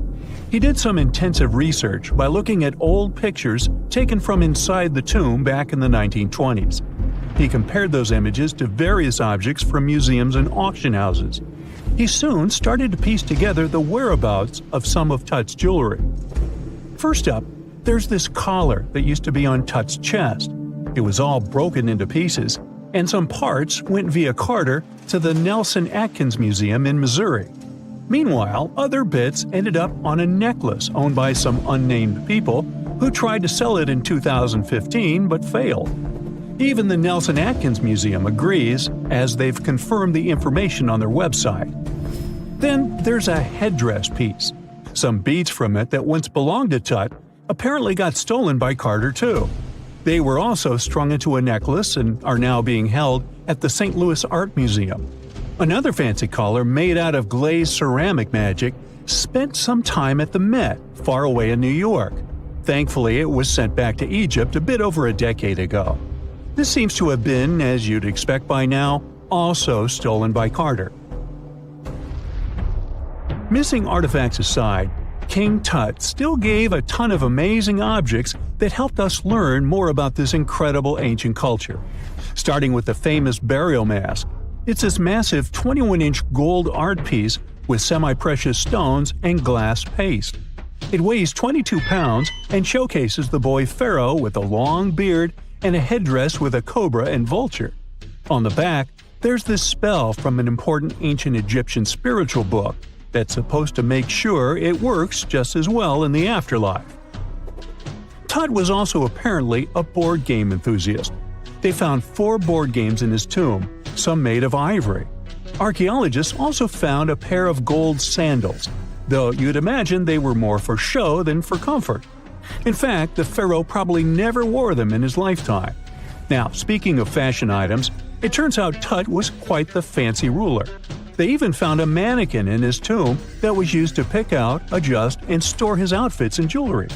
The boy king seemed to have also enjoyed some music, based on the 2 trumpets historians found in his tomb. Though they were played back in 1935 in a BBC broadcast, the instruments are today considered too fragile to be maneuvered. Imagine working 7 days a week on a large-scale construction site. You, along with thousands of others, carry millions of stone blocks and put them on top of each other according to a complex system. You work without modern construction equipment. You have no air conditioning or constant access to water. It's so hot outside that you can fry eggs on the road. You've been building the pyramid for decades, and now, when it's finally done, you enjoy the result of the colossal work of thousands of people. You're looking at a giant cultural monument of global value that will freeze in time and amaze people for tens of thousands of years. A few thousand years have passed. People in the 21st century see the pyramids and are like, wow, I can't believe humans have built this. Yeah, the people who built the pyramids wouldn't have appreciated such a theory. But actually, there are reasons to believe that people built it using some fantastic technology. From the outside, it seems the Great Pyramids are just big triangles of stone. People just put some heavy blocks on top of each other, and that's it. In fact, the design seems too perfect to be true. The pyramid consists of more than 2 million blocks. They lay so close to each other and are so even that you couldn't squeeze even a thin sheet of paper between them. Scientists still can't figure out the exact technology for building the Egyptian pyramids. One of the biggest and most famous is the Great Pyramid of Giza. This huge construction, well known all over the world, has one big secret. There should be a capstone on top of the pyramid. It's a triangular-shaped stone block, a small pyramid on top of a huge one. It's also called a pyramidian. The builders of ancient Egypt made it out of granite and limestone and covered it with gold. No records or old drawings prove that there was a pyramidian at the top of the Great Pyramid of Giza. But there's another ancient Egyptian structure with such a triangle, the Red Pyramid. It was built before the Great One, and its capstone has survived to this day. Archaeologists have found and reconstructed it. But where could the capstone of the Great Pyramid be? It's a mystery that still has no answer. Some are sure that some thieves have stolen it from the top. Maybe they just climbed up and pushed the pyramidion down. It makes perfect sense. The capstone was probably the most valuable element of the pyramid. Many scientists and archaeologists still don't know its exact purpose. Some believe that this peak covered with gold glorified the pharaohs. The capstone reflected moonlight at night and illuminated the entire space around it. During the day, the capstone reflected sunlight with its shiny surface. You could have noticed it from afar. The top of the pyramid was a kind of guiding star for lost travelers. All other stone blocks of the pyramid consist of limestone. People polished them to make them look shiny. In the past, they were even glowing and reflected light. You could see glowing pyramids from space, although they looked like tiny lights. Over thousands of years, winds, sandstorms, and rains have changed the pyramid's appearance. If people had taken care of them all this time, they would have looked like something out of science fiction movies, or the pyramids from Las Vegas. But unfortunately, we will never see their original appearance. Some archaeologists and scientists believe that the capstone could absorb the sun's energy and distribute it evenly throughout the pyramid. No one knows precisely why the Egyptians needed this technology. There's a theory the pyramids are ancient energy systems. The pharaohs applied this energy to use some unique technologies that were more advanced than all the achievements of the 21st century. And the triangular shape of the pyramids was ideal for boosting this electromagnetic energy. In theory, solar radiation, or electromagnetic forces, accumulated at the top of the pyramid, filled the inner rooms, and then went down the walls to the base. Any surface distortion could prevent the flow from spreading, so they had to create a perfectly smooth surface. That's why they installed the blocks so that nobody could squeeze a needle or razor blade between them. Many people believe in this theory because they built the pyramids from limestone. This material can hold energy inside itself. In the inner part, they created granite deposits to cause air ionization, that is, to create an electric charge. They also dug channels under the pyramid for water to transmit electricity. And at the top, they put a gold capstone, the best conductor of electricity. So, this is how you get a great power generator. Different cultures used similar technologies to create electricity all over the world. But these are all theories. If it had been working, humanity would have used these technologies today. There are mentions of the metal industry, chemistry, engineering, physics, mathematics, and astronomy in some ancient records. Most scientists don't believe in all these things. We know the detailed stages of the technology's development in different cultures. In the 21st century, scientists, historians, and anthropologists can track the evolution of all modern devices. If people had created some technological inventions in ancient times, the history of the world would have looked different. Perhaps all the achievements of antiquity could have been wiped off the face of the earth by global cataclysms, and it can happen to us. Just imagine how people would dig up a laptop in 5,000 years. Perhaps they wouldn't understand what kind of device it is.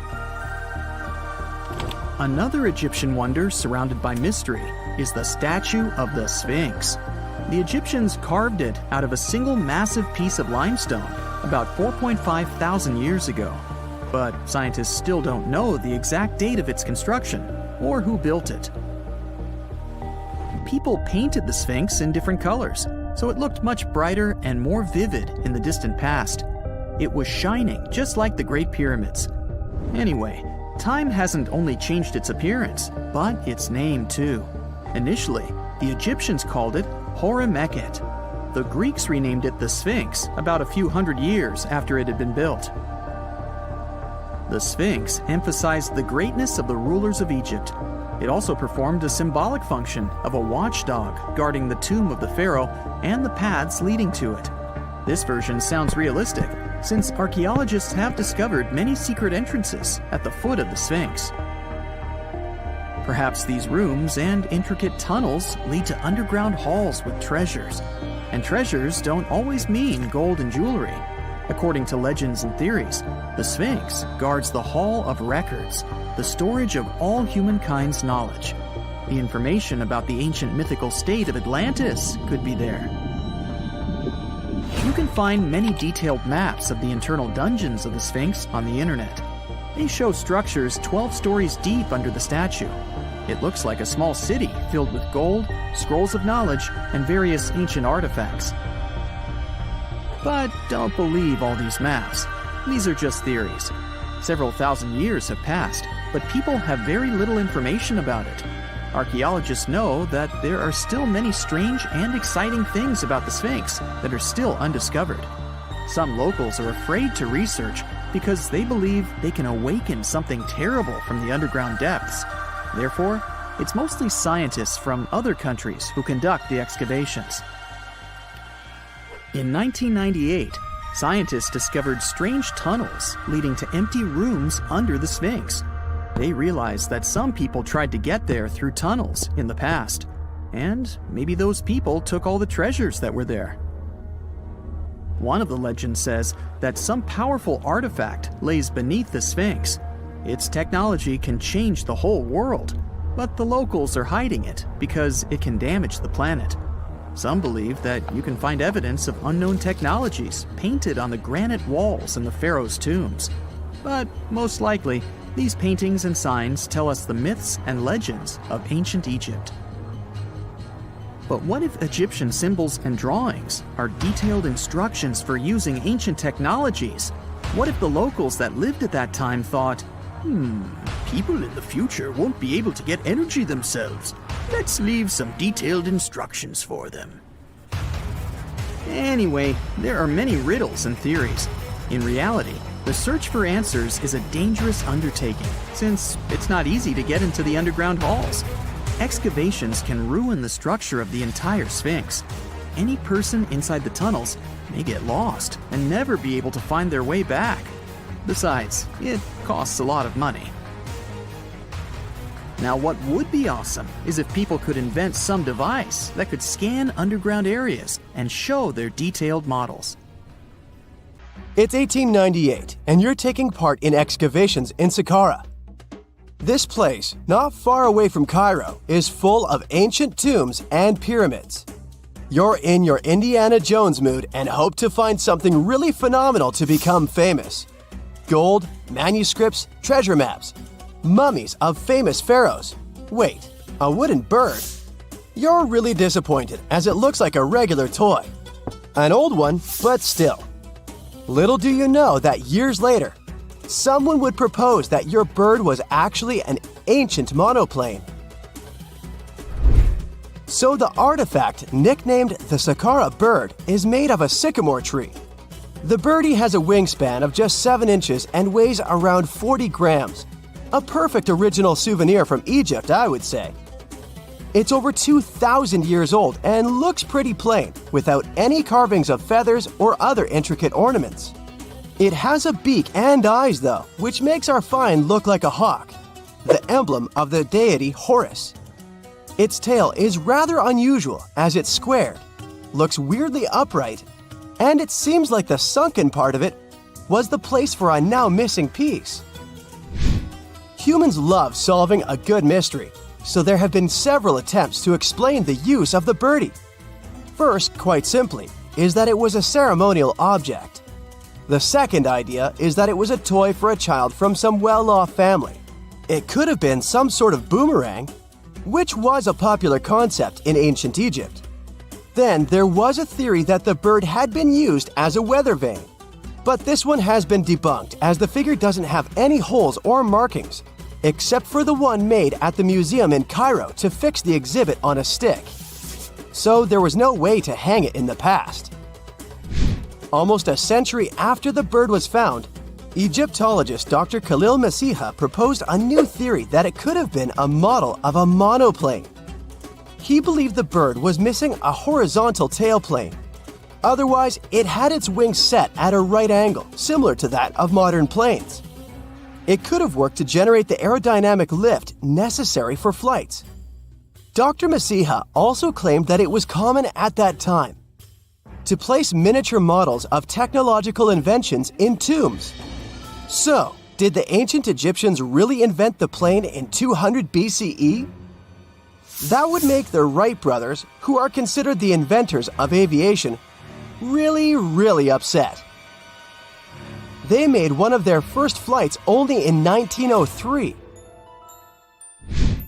There's just one way to know for sure, and that is to test the model.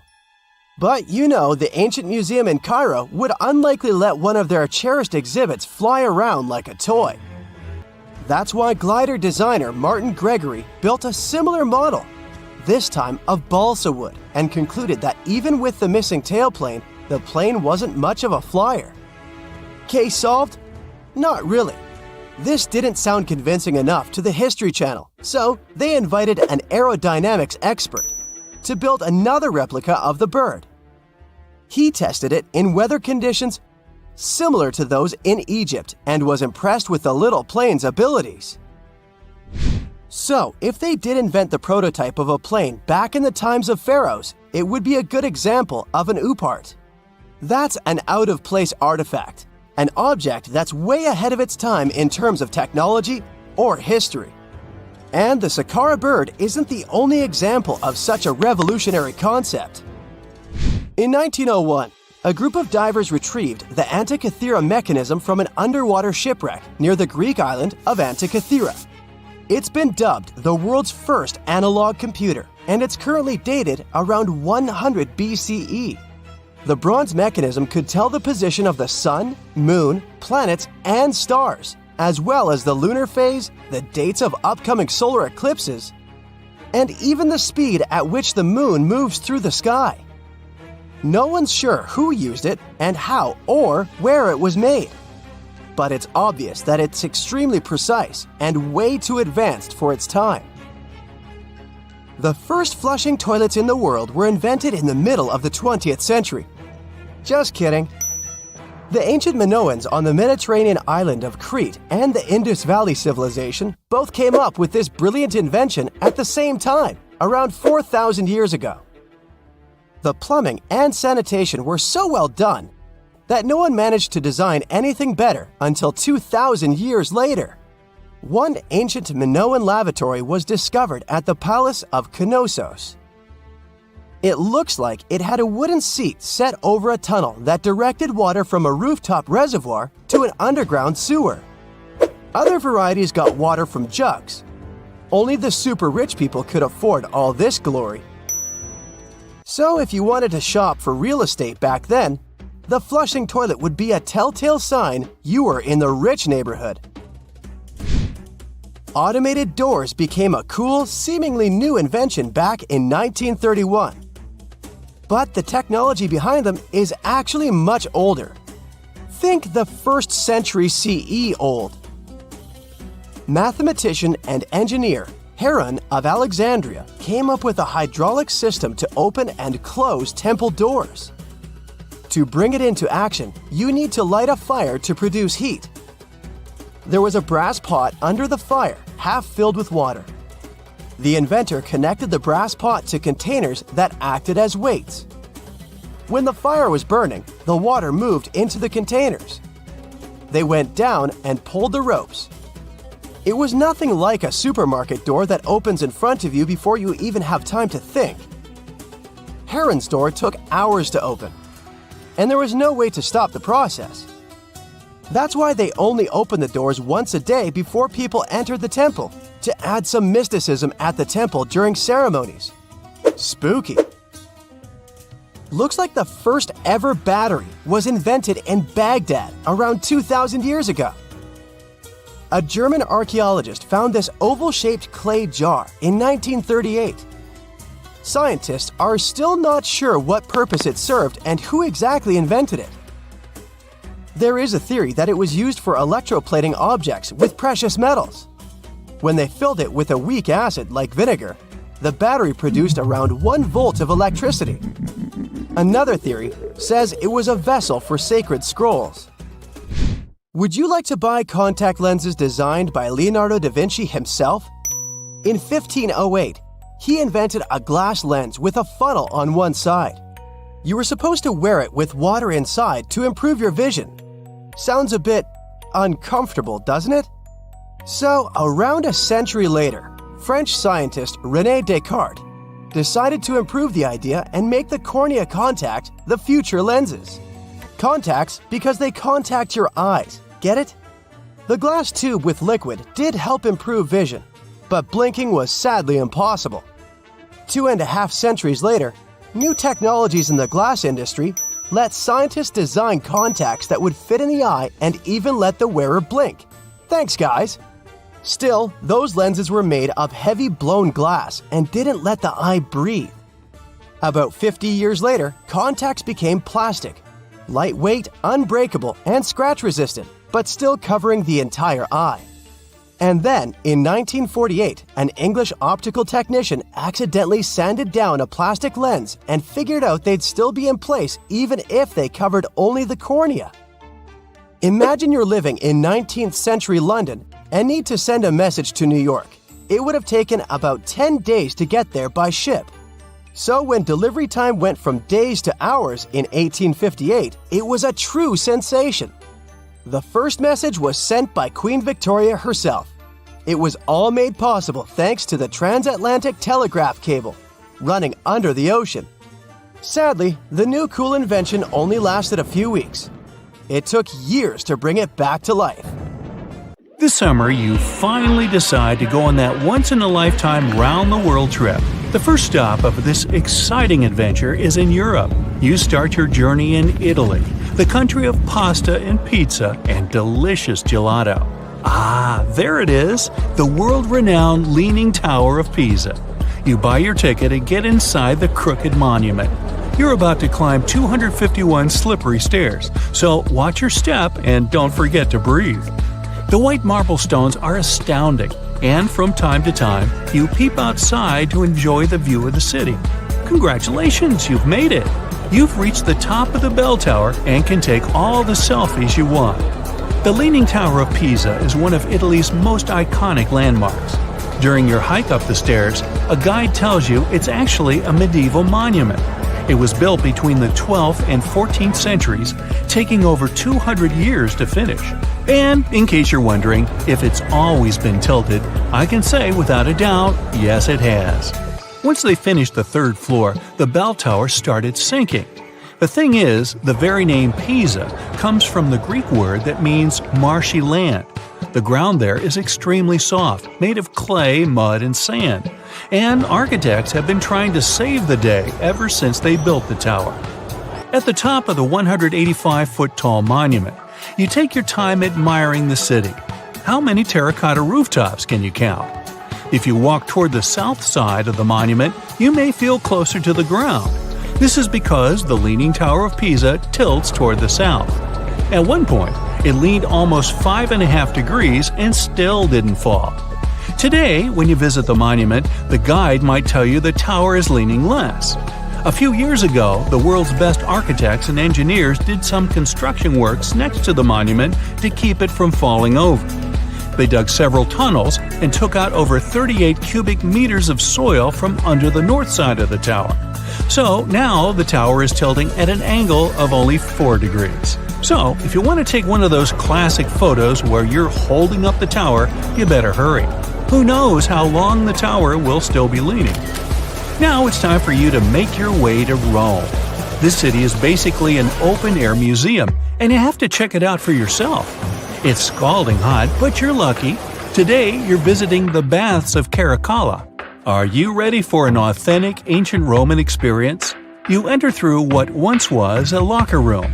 You'll have to use your imagination.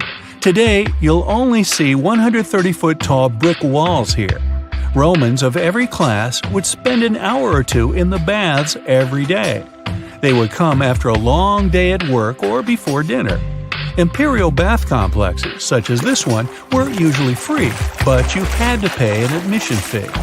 Leaving the locker room, visitors would stop in a heated room where they would receive oil and scrub massage. Then, some people would move on to one of 2 exercise yards. Can you see how ample they were? Here, there were elaborate marble porticos, and you can still see a few fragments of the mosaic-colored floor. If you were in the mood for something more intellectual, you could stop to listen to a philosopher or visit one of the libraries. Now we've arrived at the most impressive room, a caldarium. It was a circular hot-steamed room measuring 115 feet in diameter. It had not 1 or 2, but 7 heated pools inside. Above your head, you'd have seen a magnificent dome supported by large granite columns. The entire structure was richly decorated with multicolored glass mosaics and the finest white marble. The complex also housed an indoor Olympic-sized pool with waist-deep water. Today, you can only admire a few reddish walls made of brick and concrete. Emperor Caracalla, like many other Roman emperors, built a mega-complex, and it sure made people happy. After a long international flight, you arrive in Egypt. Get ready for some camel rides and juicy dried fruits. Does anyone here love dates? You leave your hotel at dawn and make your way to the outskirts of Cairo. You drive past the Nile River toward the West Bank. Don't forget to take some pictures. In the distance, you spot a large monument. It's the Great Sphinx of Giza. Can you believe people created this monument over 4,500 years ago? Once you get closer, you see the Great Pyramids just north of the Sphinx. You learn that, unlike the pyramids, the Sphinx was carved directly from the bedrock of the Giza Plateau. Until today, it's one of the largest statues in the world, measuring 66 feet in height and 240 feet in length from paws to tail. The face of the Sphinx looks a tad beaten today, but according to archaeologists, it wasn't always like that. A Photoshop reconstruction of the Sphinx gives it a very different look. As you can see, at one point, the Sphinx's nose was chopped off together with parts of the chin. Scientists believe that the statue is a representation of the great pharaoh Khafra. This is why its face resembles a human so much. Just below the eyes, a dark carved line was added to represent the charcoal eyeliner ancient Egyptians used to wear. Fun fact, this wasn't only a beauty habit. It protected their eyes from ultraviolet rays. In a desert region that gets so much sunlight, this might come in handy. Until today, researchers debate whether or not the Sphinx had a beard. Many believe that if it was meant to depict a pharaoh, it most likely had a braided beard that got destroyed by erosion or humans. Even today, you can still see the remains of a regal headdress on the head of the Sphinx. These head ornaments were associated with power and royalty. Now imagine that the stripes are blue and gold. This is probably what it looked like when the monument was first constructed. There's no evidence of how long it took to build the Sphinx, but it was likely very long, as the carved details are pretty impressive. If you're lucky, your guide might take you to one of the secret chambers inside the statue. If they're real and not just a myth, I mean. The crystalline waters of Greece. Whether you arrive by boat or plane, you're in for a real treat. This is the focal point of archaeological sites. You arrive at Muography Marina and Port, but wait a minute, you don't see any monuments around. The Colossus of Rhodes is nowhere to be found at first glance. That's because it was destroyed long ago. Before tumbling down during a mighty earthquake, the great statue was considered one of the 7 wonders of the ancient world. If you saw the Colossus in a picture, you would probably mistake it for Lady Liberty. Well, that's actually not a coincidence. Apparently, there's a connection between the Statue of Rhodes and the Statue of Liberty. They were both built as symbols of freedom, and Lady Liberty is often referred to as the modern Colossus. The Colossus stood at 100 feet tall, but today all you see is a concrete jetty with a huge gap in the middle. Now, imagine a bronze statue straddling both ends of the bridge. The Colossus was built back in the 3rd century BCE, and 900 camels took part in the construction. The statue existed for approximately 54 years before it was ruined by a powerful earthquake. It hit the city so hard that all that was left of the statue was one very large foot. Even so, people kept visiting the monument. Are you ready to head home? Thanks for joining me on this journey, and don't forget to tell me what your favorite site was. See you next time. When you hear the word mummy, you might get a chill down your spine. That's because most of us associate this word with those creepy characters we've seen in some scary movies. But in reality, mummies have helped us understand a lot about ancient civilizations, their rulers, and about how people used to deal with losing their loved ones. The people most famous worldwide for their mummies are the ancient Egyptians. They believed that some sort of existence after passing away was possible, if certain conditions were met. That's why they insisted on preserving the human body through the process of mummification and placing the mummy in a furnished tomb, kind of like giving it a fully functioning apartment of its own. Why did they believe in this? Well, because they were deeply connected to their natural environment for the most part. They saw the natural cycles around them. like how the sun rose every day, followed by the moon, or how new life was always sprouting from plants, even after they had wilted away. They also believed that the powerful spirit Osiris, who represented the cycle of passing away and resurrection, played a role in this process. To prepare for the afterlife, the ancient Egyptians followed certain rituals, like mummification, which involved using materials like honey, resins, and incense to preserve the body. There's no other mummy more popular than that of King Tut. He was a young pharaoh who ruled over 3,000 years ago in Egypt. The problem with discovering ancient royal tombs is that most of such burial sites were previously robbed. People knew ancient rulers had been left with many valuable belongings, so those locations became vulnerable to thieves. When King Tut's tomb was opened in 1922, people were excited because it had not been robbed, like many other previously discovered royal tombs. That's how well hidden it was.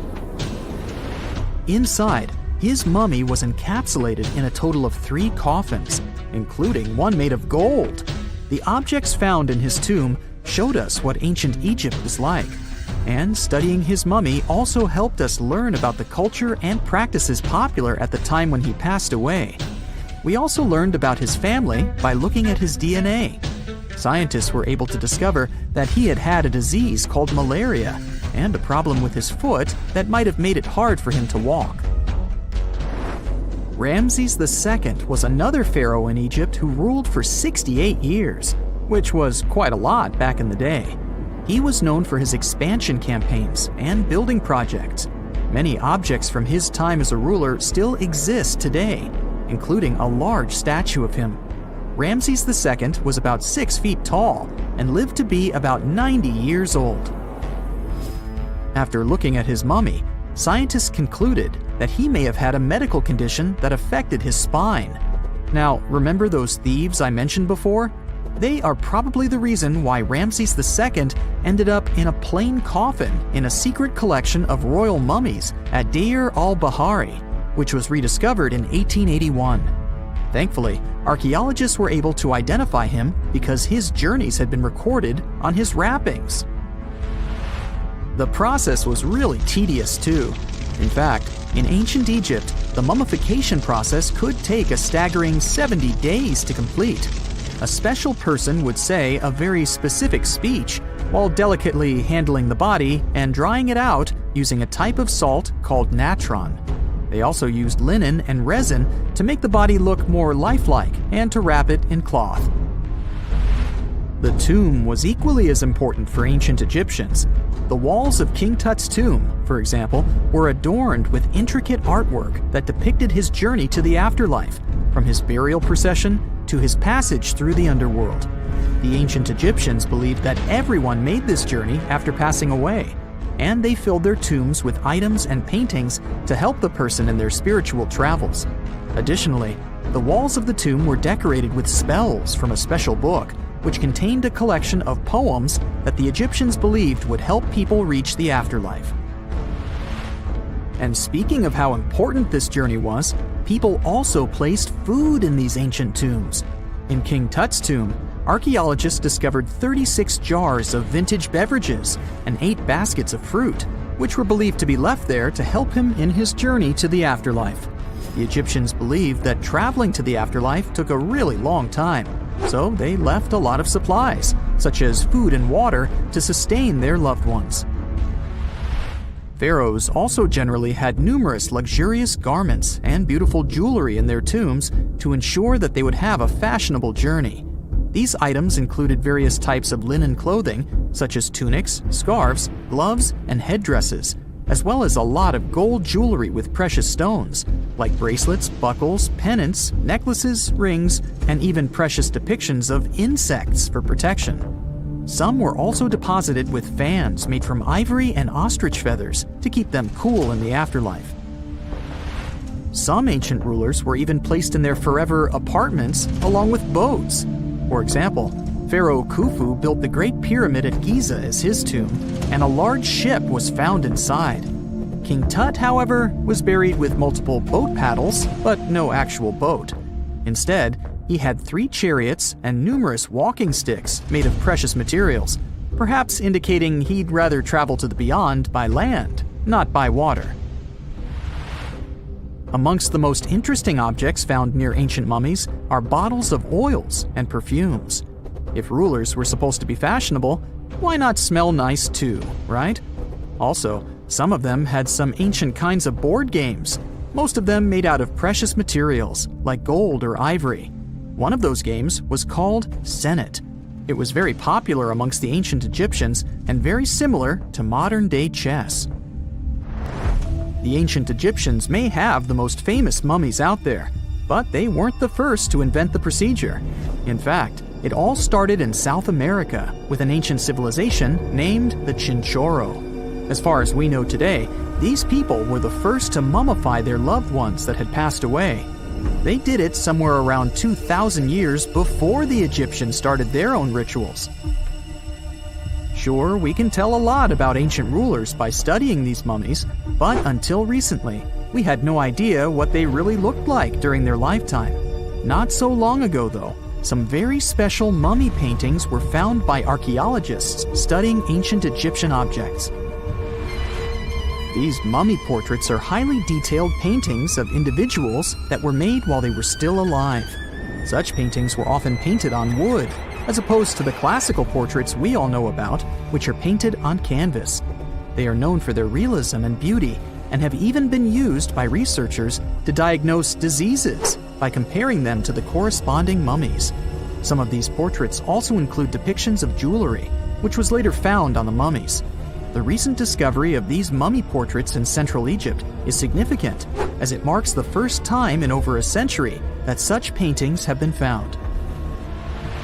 Mummies appeared all around the world naturally, too. Mummification can occur without people intervening because of natural conditions, like extremely cold or hot environments, places with a lack of oxygen, or accidental exposure to chemicals that preserve the body. These conditions don't allow bacteria to grow, resulting in the body remaining more or less intact. Famous Otzi was one of these mummies. We know today he was a man who lived around 5,000 years ago in Europe. But upon his discovery in the Alps in 1991, Austrian authorities initially believed that he was a modern mountaineer because of how well preserved the body was. However, after the Iceman was removed from the glacier, it was determined that he was actually from the Copper Age. There are mysterious plasma bubbles floating around the pyramids of Giza. As bizarre as that might sound, let's get one thing clear right off the bat. There's nothing extraterrestrial going on here. Plasma bubbles are those weather anomalies that form in a layer of Earth's atmosphere called the ionosphere. This is an invisible layer surrounding our planet that stretches roughly from 50 to 400 miles above Earth's surface, right at the edge of space. In this layer, the sun, being the giant hot power that it is, basically cooks gases, splitting them into electrically charged particles called plasma. Here's where it gets interesting. At night, especially near the equator, these charged particles get disturbed, and when a bunch of them suddenly vanish at the same time, it forms what we call a plasma bubble. Imagine it like a big empty pocket where the plasma is missing or its quantity is lowered. But it's only considered a plasma bubble if this phenomenon occurs on a large scale, typically around 62 miles in size. If you're already packing your suitcase for Egypt and have put binoculars to look at the tips of the pyramids, I'm sorry to say that we can't see these plasma bubbles with the unaided eye. It's all happening way above our heads, completely invisible to us. Scientists need to use special equipment, like the Latitude Long-Range Ionosphere Radar, or LARID, to detect these bubbles. This advanced technology helps researchers track and observe the movement and formation of plasma bubbles in real time. This formation, by the way, can be triggered by solar storms. That brings us to November 2023, when an impressive solar storm occurred.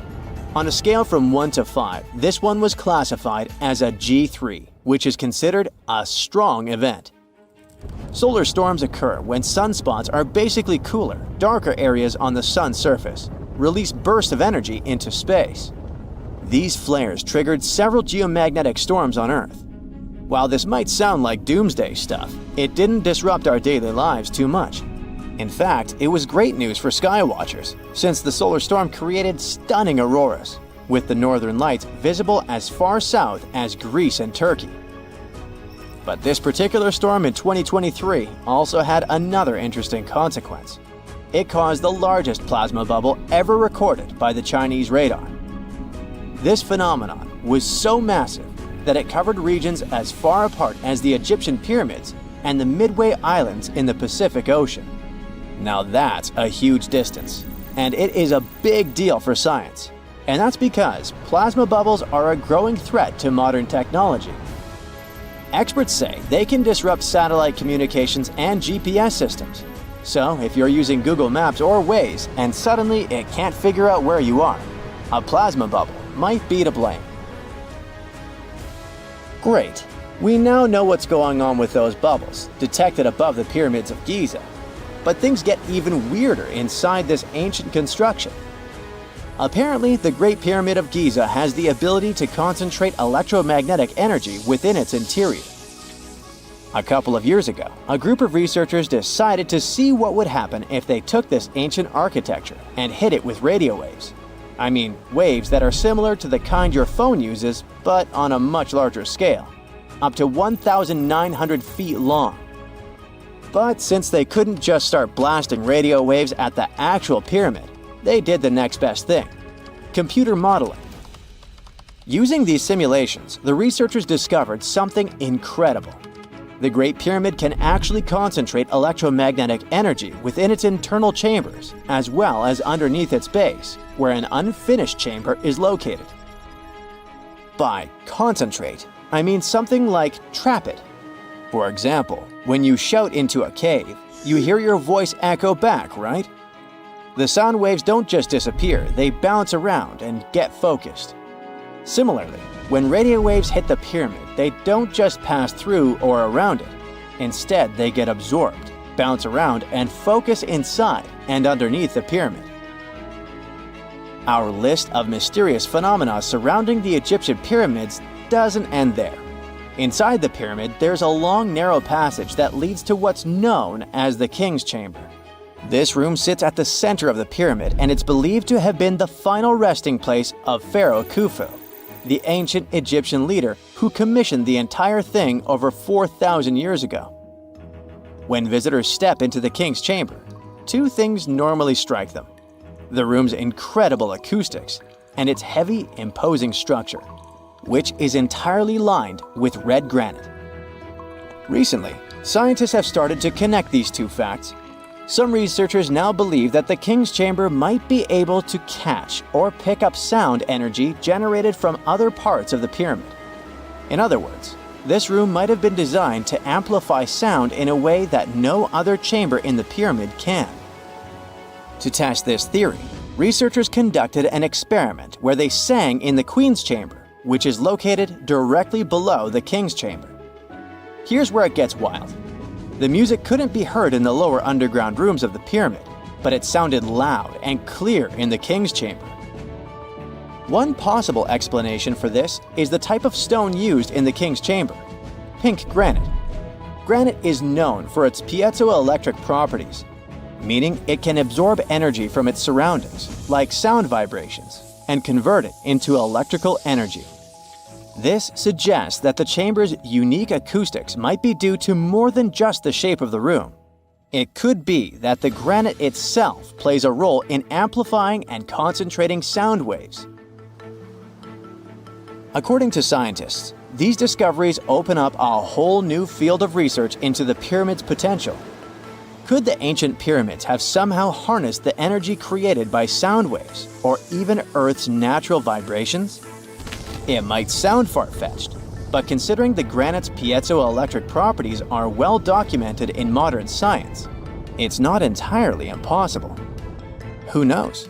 Maybe we've only just scratched the surface of what the pyramids were truly capable of. Speaking of just scratching the surface, there's even more to think about, like how the pyramids ended up in such a perfect location.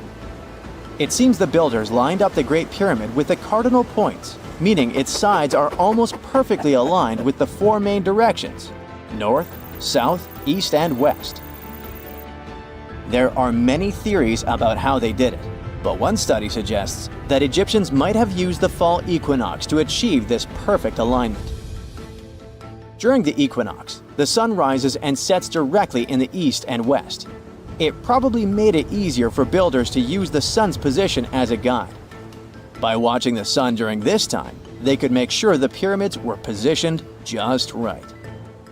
If we think about all these strange things about the pyramids, I mean their perfect alignment, the ability to concentrate radio waves, and the materials used in the chambers that might generate electrical energy, could the real purpose of the pyramids actually be much more complex than just being tombs?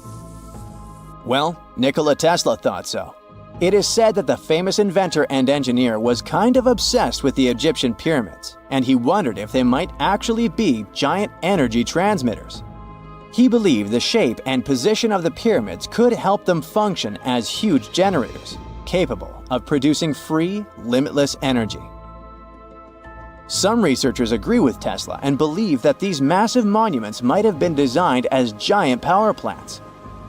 According to their theory, builders could have figured out how to move ions, those electrically charged particles in the atmosphere, by placing materials like copper, gold, and silver around the pyramids. So, it's definitely possible that the ancient Egyptians created a sustainable, renewable power source. Although this is a very interesting thought, we haven't been able to confirm this theory, and the true purpose of the pyramids remain one of humanity's biggest mysteries.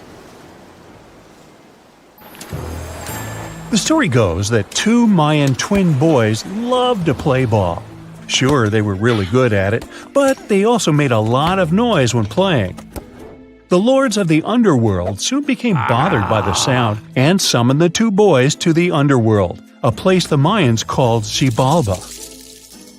As soon as the boys reached their gloomy destination, the lords of the underworld began putting them through a series of tests.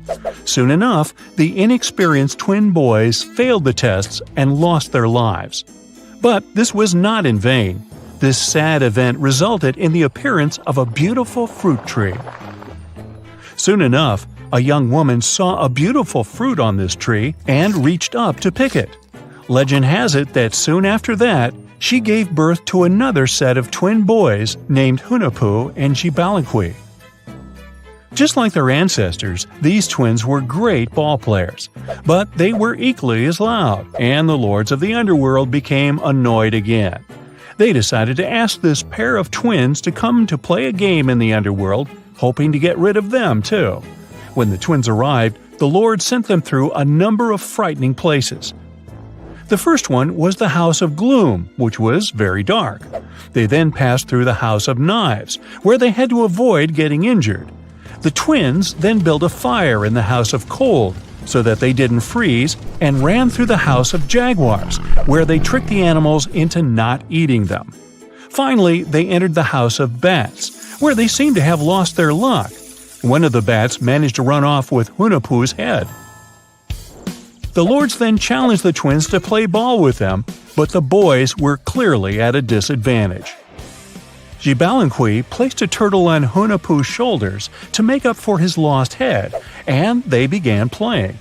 As the lords became distracted by an animal near the court, Xibalbaqui stole his brother's head and placed it back in its place.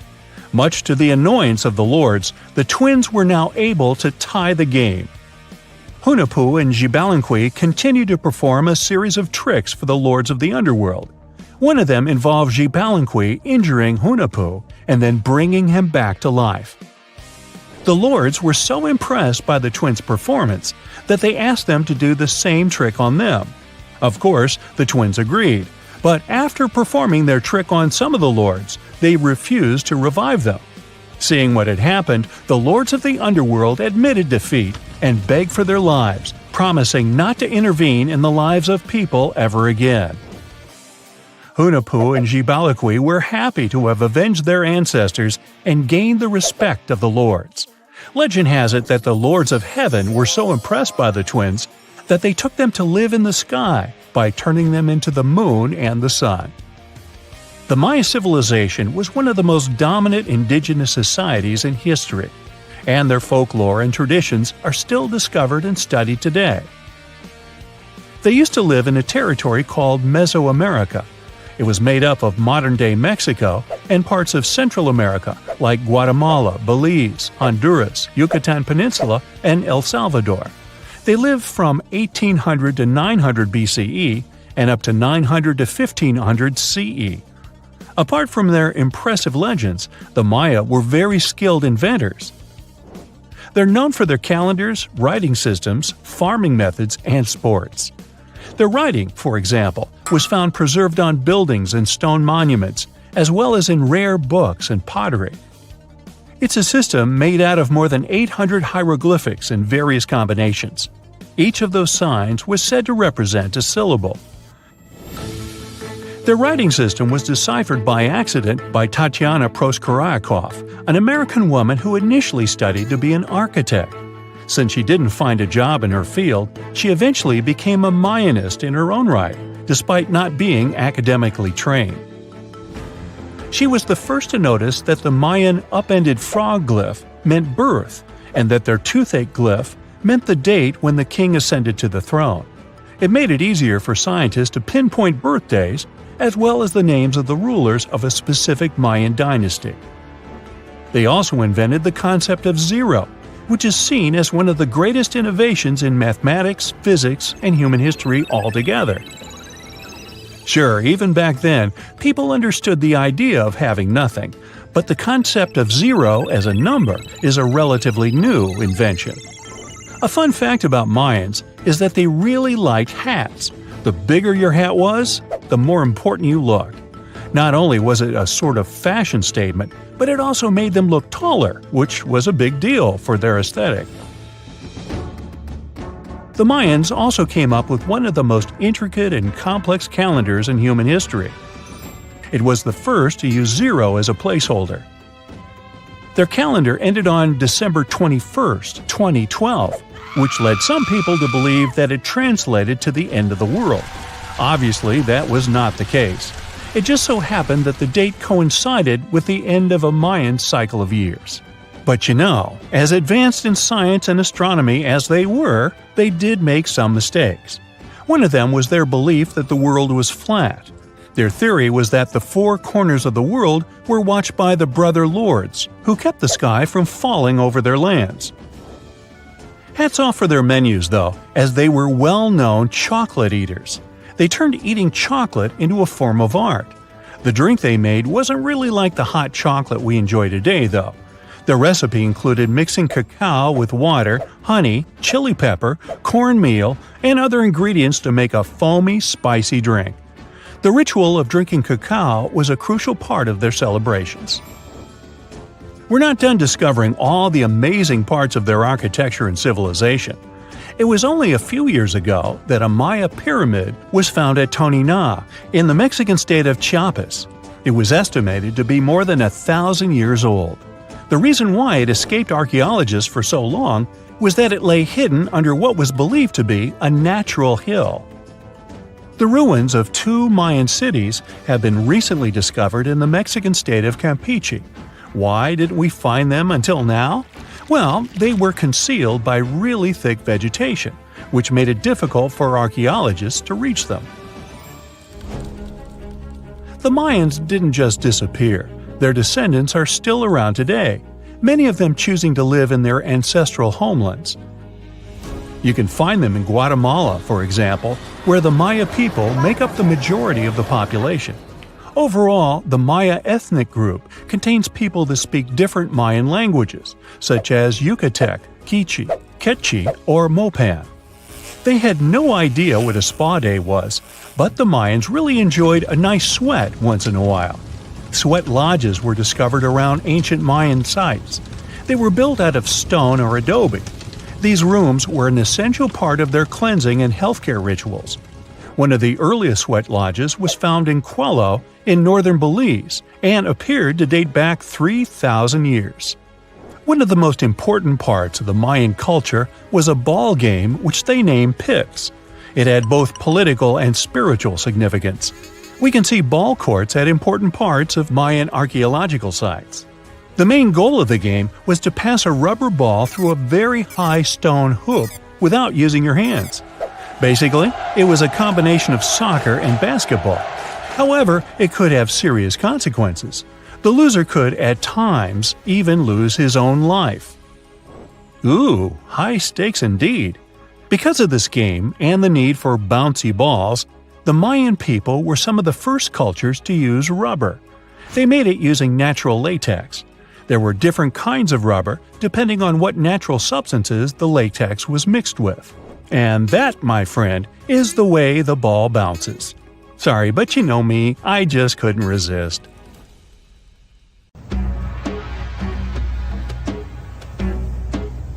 This is not a dune set. This is a very real desert in Niger. Jado was probably built by the nomadic Sao people and is filled with ksars, which are fortified houses made of salt and clay, with giant walls and secret passages. Located deep in the desert, it was once a vital stop for trans-Saharan caravans, but is now a hotspot for smugglers and bandits. The site has been off-limits since 2002 due to its dangers. The origin of the ksars remain a mystery. No archaeological studies have been conducted, leaving many questions unanswered. Even today, shifting sands reveal and conceal parts of these ancient ruins, fueling local speculation about what might still be hidden beneath the desert. Speaking of connective tunnels, scientists were blown away by the discovery of lava tubes in Saudi Arabia. These underground passages form when molten lava cools down. Researchers believe that ancient nomadic groups may have utilized these tunnels to survive the super harsh desert climates. While excavating the tunnels, archaeologists uncovered artifacts, rock art, and skeletal remains. The art and animal bones show that the people who used the tunnels were probably sheep and goat herders. They're still piecing together whether these groups lived in the tunnels for extended periods or just used them as temporary shelters. The Great Pyramid of Giza has been standing for thousands of years, but it's still hiding secrets. Using special scanning technology, scientists found two hidden structures under an ancient burial ground. The first is a shallow L-shaped structure, and below it is a much larger space that could be a final resting place or a chamber. The smaller structure was filled with sand on purpose, while the deeper one might be an empty chamber. Experts believe the two are connected, possibly as an entrance leading to a secret chamber. This is big news because it might give us some more insight into who built the pyramids and why. The world is full of ancient writing, but some messages refuse to give up their secrets, like the mystery of the Bashplemi tablet. This unusual stone, pulled from a lake in Georgia, is covered in symbols no one can read. Even with modern technology, experts are completely stumped.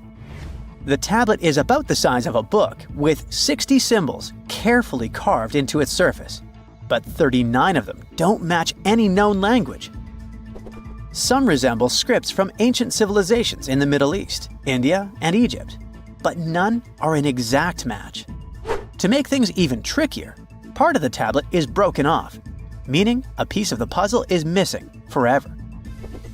To rule out a hoax, scientists studied the tablet closely. They confirmed it's made of vesicular basalt, an extremely tough local rock. Whoever carved these symbols must have been really skilled. Based on similar archaeological finds, experts believe the tablet could date back thousands of years, possibly to the late Bronze or early Iron Age. Some symbols repeat, which could mean they're numbers. Maybe it's an inventory list, a record of battles, or even an offering to the deities. Until someone cracks the code, the Bashplemi tablet remains an unsolved mystery from the depths of history.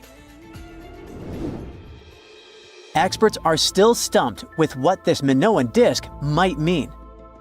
The Phaistos disc is one of the most mysterious finds from the Minoan civilization.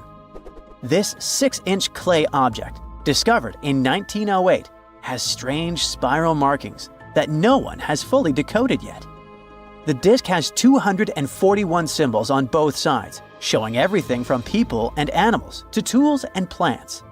Experts have come up with many theories about what the symbols mean. Some think it's an early form of Greek.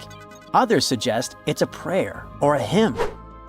And some even believe it could be a letter from a king in Anatolia to a Greek ruler. Let's see who will be the first to figure this out. It's always a fun day at an archaeologist's office when they find something as big as a 2,000-year-old marble head. A French archaeologist mission went digging inside an old medieval house near Alexandria in Egypt and found a statue's head depicting an old, possibly ill man.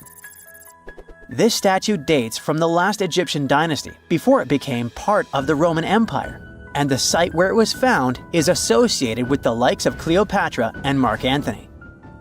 For archaeologists, even the smallest finds at this site means a lot. You've heard of Lucy, right? The Australopithecus that was an early ancestor for us humans.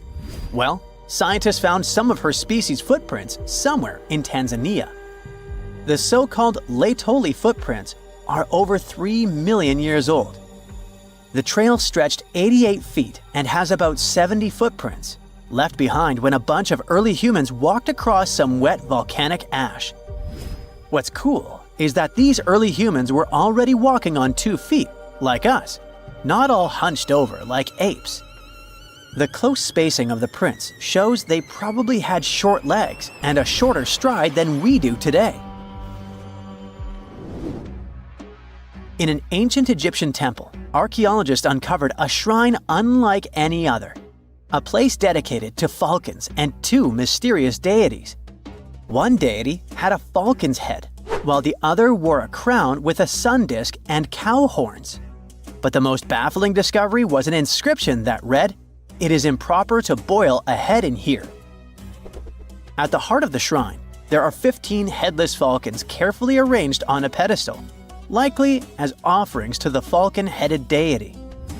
One theory suggests the birds were boiled first, perhaps to pluck their feathers, before being placed in the shrine, following the strange rule carved into stone.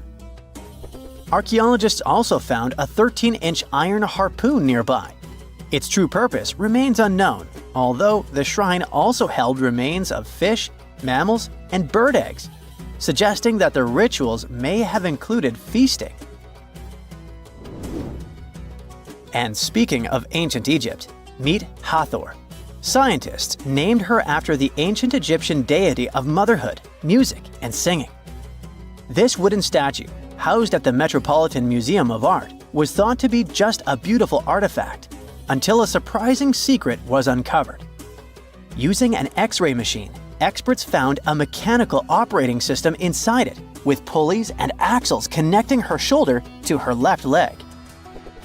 When activated, the system made her hand raise and lower, an engineering marvel from over 3,000 years ago.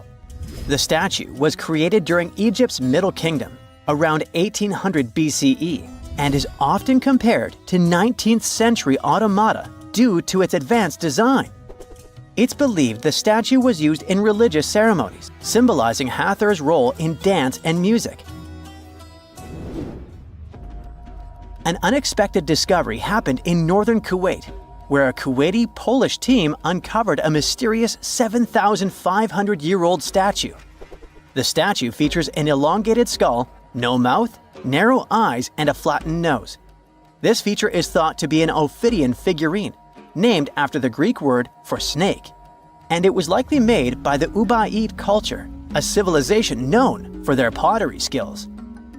While no one knows exactly what role this weird statue played, it might have been linked to rituals or symbolic practices. Some scientists think these figurines, found in homes or final resting places, were tied to important cultural beliefs. We couldn't mention unresolved mysteries of this world without speaking about these elongated skulls.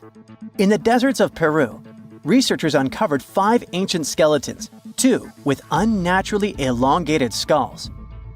While head shaping was common in many cultures, these skulls defy explanation. Local legends tell tales of the so-called gentiles, a mysterious race banished underground by the powerful deities. Some say this is what the skulls represent. Others think this is some type of genetic anomaly, which was confirmed after finding an infant skull, too large to be artificially shaped.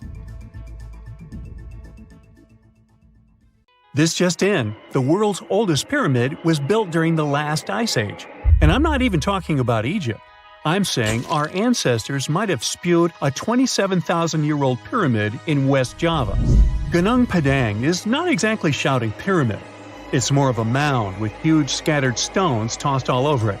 But local people seem to revere it, and they have for centuries. It wasn't until recently that the Indonesian authorities decided to excavate a bit deeper to see what all the fuss was about. They ended up finding the remains of a human settlement. It was rather unexpected, since the mound is pretty high up. This excavation could only prove there were humans in the area as far back as 45 BCE, which sounds reasonable.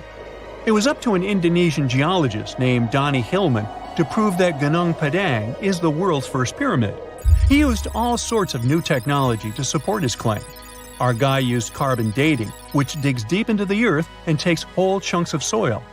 He found layers and layers of constructions, like he was digging up Rome and finding ancient buildings buried in the ground.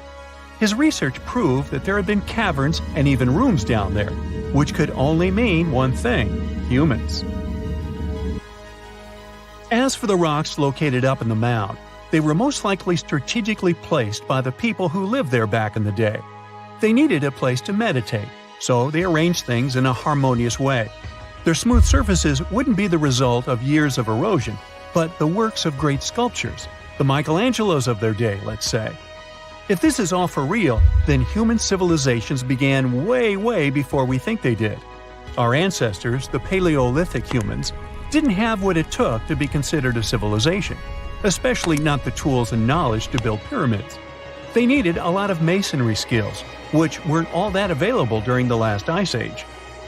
His peers don't share this view, though.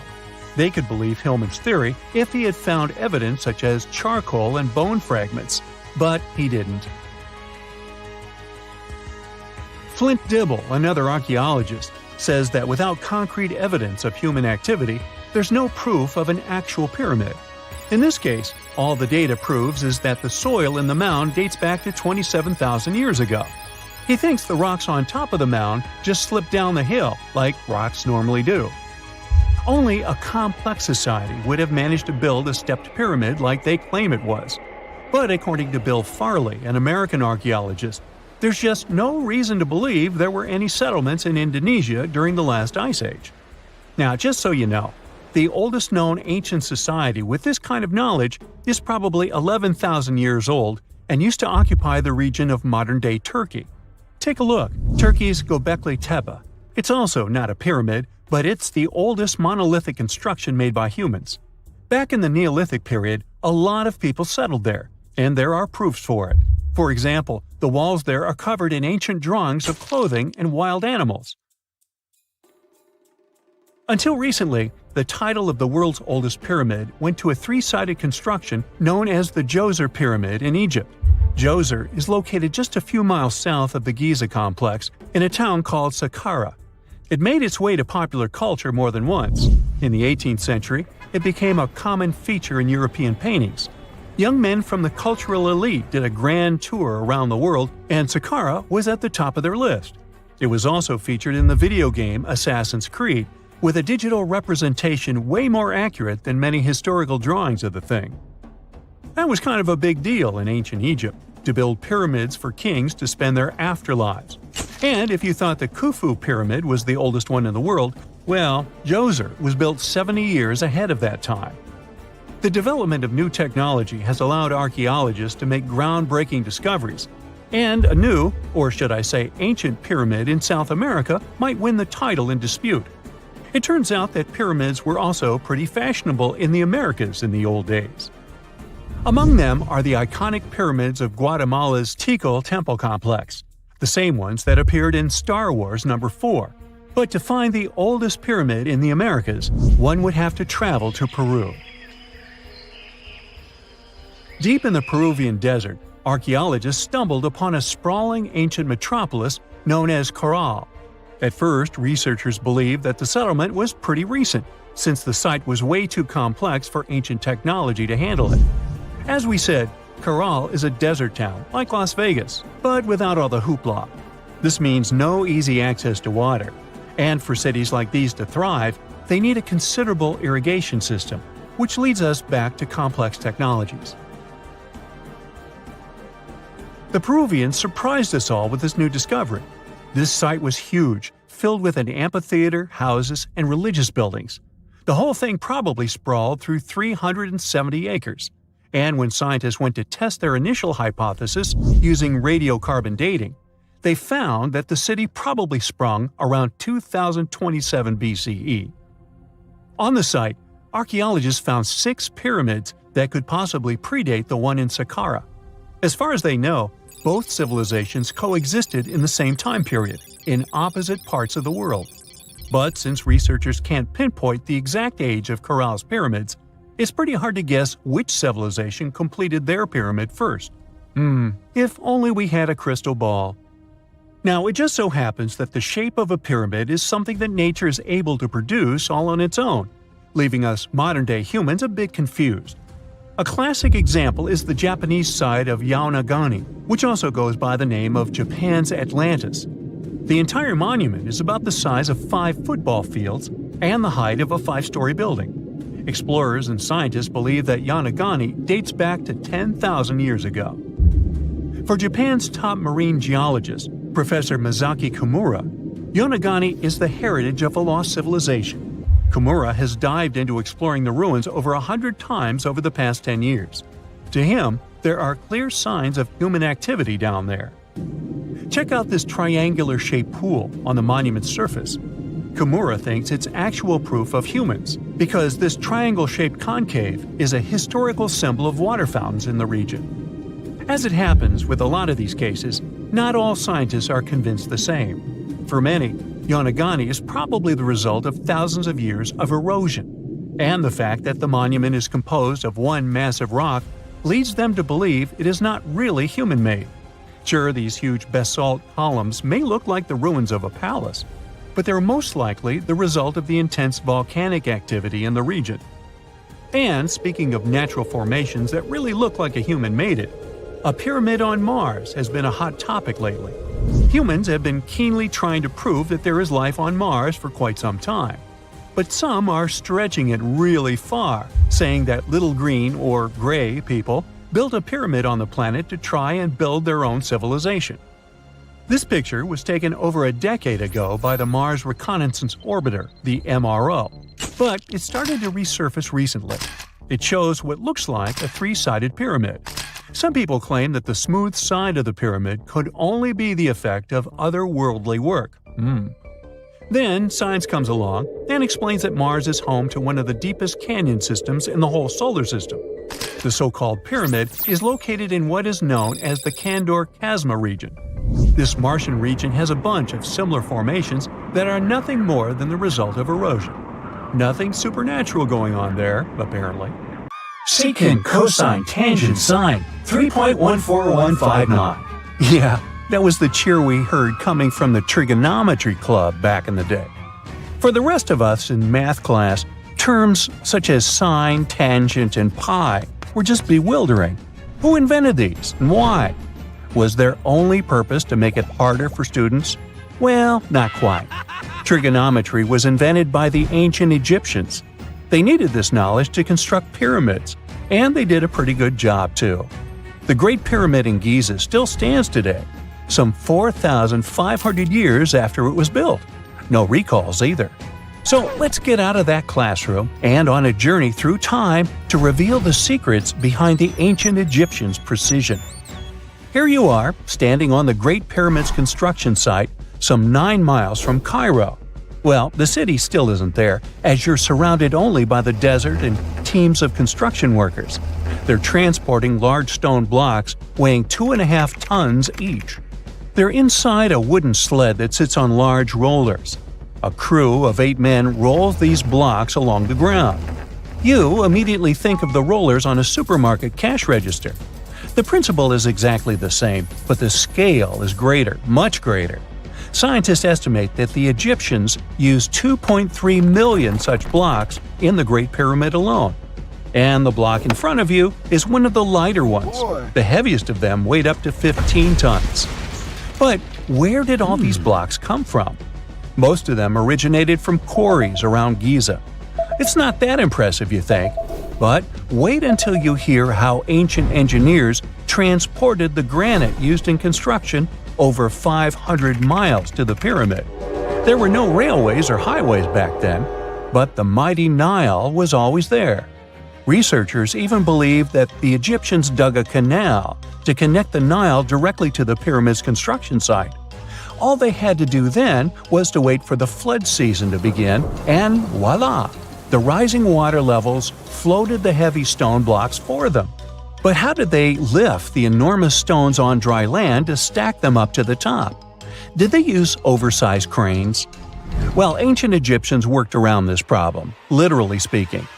One of the workers is now pointing to the giant ramp going around the pyramid they're building. This is how a mountain road zigzags its way to the top. If the ramp went directly to the top of the pyramid, then workers couldn't pull the stone blocks along it. It would be too steep. Scientists have calculated that 8% could be the maximum incline. So ancient Egyptians just extended the ramp around the pyramid.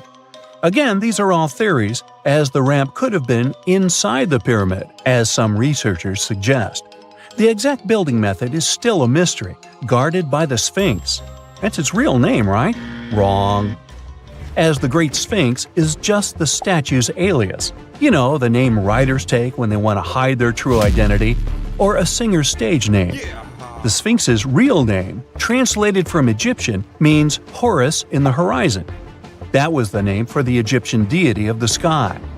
The trail of mystery doesn't end there. As a man walks past you with a bucket of paint, he's going to add a touch of color to the Great Sphinx. Researchers found specks of this red color next to its ear.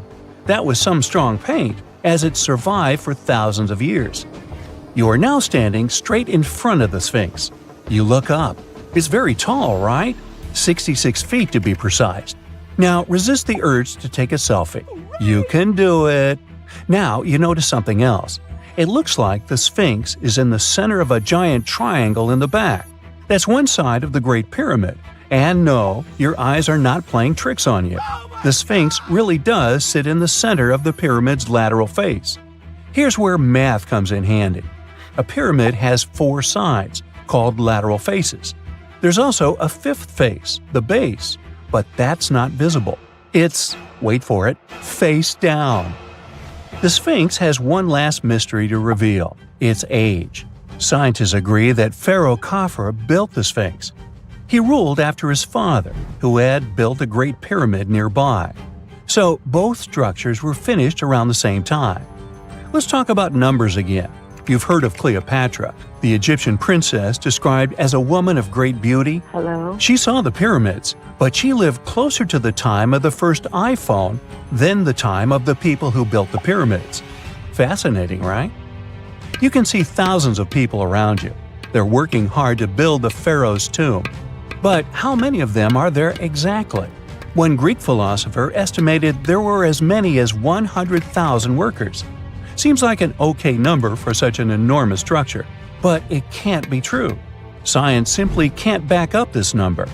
Egyptologists put the total number of workers at 30,000. And yes, Indiana Jones was one of them, at least on the big screen, but he showed up late. Egyptologists know a lot about the pyramids, but not everything. Not because they don't want to, but because they haven't yet dug up enough evidence. They can only guess how the building process went. First, engineers would arrive to choose the right spot and do the necessary measurements. That's why they needed all that complicated math. Then, it's time for sourcing the material, the large stone blocks I mentioned earlier. When boats deliver them to the site of the future pyramid, workers can finally do their thing.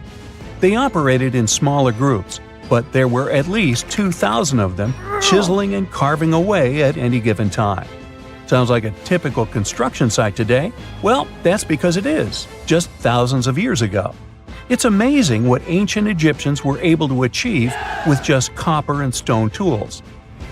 The pyramid is now complete in front of you. But is it the same pyramid we see today? Why is this structure shining bright in the desert sun? Isn't it supposed to be a dusty yellow color? Well, no. Human activity and the elements have completely stripped the outer layer of stones over time. Expert craftspeople polished these blocks using nothing but stone and sand. The end result was a smooth and shiny rock. On the day it was completed, the Great Pyramid of Giza was a perfect triangle of light. Its polished sides acted like giant mirrors, reflecting the powerful Egyptian sun. This is the point where you should put your glasses on, and that shiny thing you see at the pyramid's very top is actually gold. The capstone at the top of the pyramid is called a pyramidian. It was covered in sheets of gold. As you can guess, these were the first stones to disappear. Let's make another stop before we get you back to your classroom. We travel to the British Isles, and no, Stonehenge isn't our destination. It is Newgrange in County Meath. Scientists estimate that the ancient peoples of Ireland built this stone monument around the year 3200 BCE. This makes it older than both Stonehenge and the Great Pyramid in Giza. The function of the circular mound in Newgrange is the same as the one of the Great Pyramid and equally mysterious. The estimated amount of loose stone present in the valley is over 220,000 tons. And it's not just randomly thrown on a pile. The order in which the stones are set makes the structure water-resistant. That would explain how Newgrange had survived for so long. Kinda makes you want to splash out the cash for that waterproof phone case, huh? Well, you're back in your school desk, but today's math lecture is the last thing on your mind. You're thinking about how great the Egyptian pyramids are, and if we have something similar today. It turns out modern engineers are just as impressed with the Great Pyramid as you are. There's a glass pyramid sitting in the main courtyard of the famous Louvre Museum in Paris. The panorama of San Francisco wouldn't be complete without the 48-story Transamerica Pyramid. But Las Vegas went the furthest. There we find the Luxor Hotel. It's so big that it's the third largest pyramid on the planet. And guess what's in front of it? Yup, a replica of the Sphinx. It's 110 feet tall, 2 stories higher than the one in Giza. Yeah, everything's bigger in Vegas. Before we get into the reason why and how there are pyramids all around the world, let's talk about some of the examples. I'll start with the Pyramid of the Sun in Mexico. These folks really knew how to build a city. Their well-planned urban center spanned over 7 square miles and boasted several pyramids. But the Pyramid of the Sun is the most impressive. This giant pyramid was built way back in 100 CE and is one of the biggest structures of its kind in the whole Western Hemisphere. It's so big that it's 216 feet high above the ground. If you ever find yourself in this ancient city, you won't be able to miss the Pyramid of the Sun. It's right there on the east side of the Avenue of the Dead, the city's main north-south street. To build this incredible pyramid, around 1 million cubic yards of material were used, including a special kind of red volcanic rock called hued tizontal. Impressive, huh? We don't know too much about the people who built the Pyramid of the Sun or its purpose. But archaeologists believe there was once a temple on top of it. When explorers went below the pyramid in the 1970s, they found a bunch of cool tunnels and chambers. In 2011, they even found a secret stash of clay pots, obsidian pieces, animal bones, human figurines, and a mask. Who knows what other secrets the pyramid is hiding? If you decide to see this one, you must climb the pyramid using the 248 uneven steps on the west side. Watch your step. Sudan got some pyramids too. Nubian pyramids aren't as big as the ones in Egypt, but they still got around 200 of them. These ancient pyramids have been home to the tombs of the pharaohs of the Meroitic Kingdom for almost 1,000 years, who ruled Egypt from Nubia to the Mediterranean Sea. The pyramids at Meroe were constructed using granite and reddish sandstone. Oh, and did you know that Sudan has more ancient pyramids than Egypt? The Kushite pyramids depict the indigenous architecture and burial traditions of Nubia's Napata and Meroe kingdoms, which ancient Egypt influenced. Meroe, the burial site of over 40 queens and kings, is the most extensive Nubian pyramid site. The tomb walls depict mummified royals bedecked in jewelry, their wooden caskets containing bows, quivers of arrows, and other artifacts pointing to the Meroitic relationship and trade with Egyptian and Greek civilizations. So if you're looking for some ancient tombs to explore, you may consider skipping the crowds in Egypt and heading on down to Sudan. Let's fly to Iraq to see some more pyramids. Ziggurats have fancy receding layers and tiered temples. Instead of a smooth exterior, it has tiers like a cake, perfect for all the important work and rituals that went on inside. You can find these towering structures scattered throughout Iraq and Iran, and they're a real testament to the power and skills of the people who built them.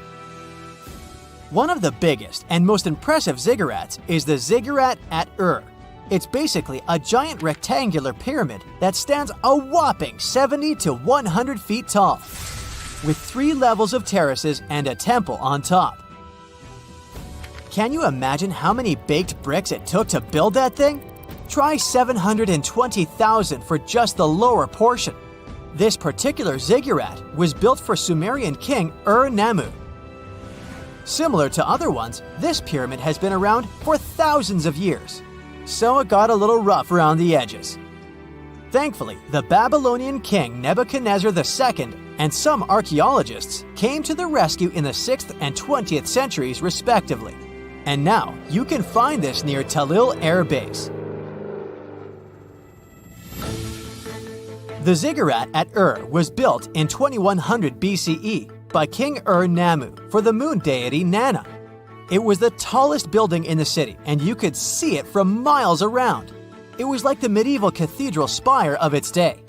People would come here to bring their agricultural surplus and get their food allotments and seek spiritual nourishment. Sadly, the Nana temple at the top of the ziggurat didn't survive, but we do have some blue glazed bricks that may have been part of its decoration. The lower parts of the ziggurat are pretty amazing though. The architects even included holes in the temple's baked exterior to let the water evaporate from its core. Since we explored some of the pyramids on our planet, let's take a broader perspective. They can be found in many parts of the world. Egypt has over 100 pyramids, double that number in Sudan, and dozens of others are scattered in the Middle East and China. The Americas have the most pyramids in total, with more pyramids than the rest of the world combined. These pyramids are located in Mexico, Guatemala, Honduras, and El Salvador. Time to know more about the evolution of pyramids through history. The oldest pyramid is in Egypt. This pyramid was a step pyramid, which was created by placing one layer of stone on top of another. The pharaoh Sneferu is credited with creating the pyramid shape we recognize today. During his 45-year reign, he built 3 pyramids. His first 2 attempts failed, but he finally got it right with the Red Pyramid, which is considered the first true pyramid. It was Sneferu's son, Khufu, who built the Great Pyramid of Giza, which was the tallest human-made structure on Earth for almost 4,000 years. Latin American pyramids are similar to early Egyptian step pyramids, but they were built independently, with no knowledge of each other. The pyramids in Sudan were built around 700 BCE and are tall but much narrower than those in Egypt. How in the world did all these civilizations build these things without even texting each other? After all, the Aztecs, Mayans, and ancient Egyptians were about as different as possible. But despite their cultural differences, they all seem to agree on one thing. Pyramids were pretty cool. Step pyramids are all around the world because they were the most feasible and stable way to build large and tall structures without access to lighter building materials like wood and metal. The triangular form with a square base is the best way to build a sturdy structure, and having a cube structure would require more material for less height. Now, when it comes to pyramid design, the Egyptian pyramids were like giant triangles with a square base, smooth sides, and a pointy top. On the other hand, the Aztecs and Mayans went for a tiered cake look, with steps leading up to a flat platform on top. So, while all these pyramids share the same basic shape, they have their own unique flair. Each group built its pyramids using different materials, techniques, and slope angles. So while they may have been inspired by each other's work occasionally, they were just doing their own thing. Egyptian pyramids had smooth, angled sides that were designed to help the pharaoh's soul ascend to heaven. The Pyramid of the Sun was built over a series of caves that served as a passageway for the deities. The Maya built the temple of Kukulkan in Chichen Itza to honor the deity Kukulkan, usually represented by a serpent. Nicknamed El Castillo, it has 91 steps on each side, plus a platform. That's 365 steps, one for each day of the Mayan calendar. Tell me, Brightsiders, how were pyramids built? To begin with, humans made them, not a foreign race from space that landed on Earth. You see, one thing that all pyramids have in common is that they were built without advanced tools or even the wheel. It took a lot of people to build them, including skilled laborers and architects. For example, it's estimated that 20,000 people built the Great Pyramid of Giza, and it's believed that most of them were skilled laborers. Building pyramids was a massive undertaking that required years of planning and effort. The Great Pyramid at Cholula, Mexico, took 600 years to complete.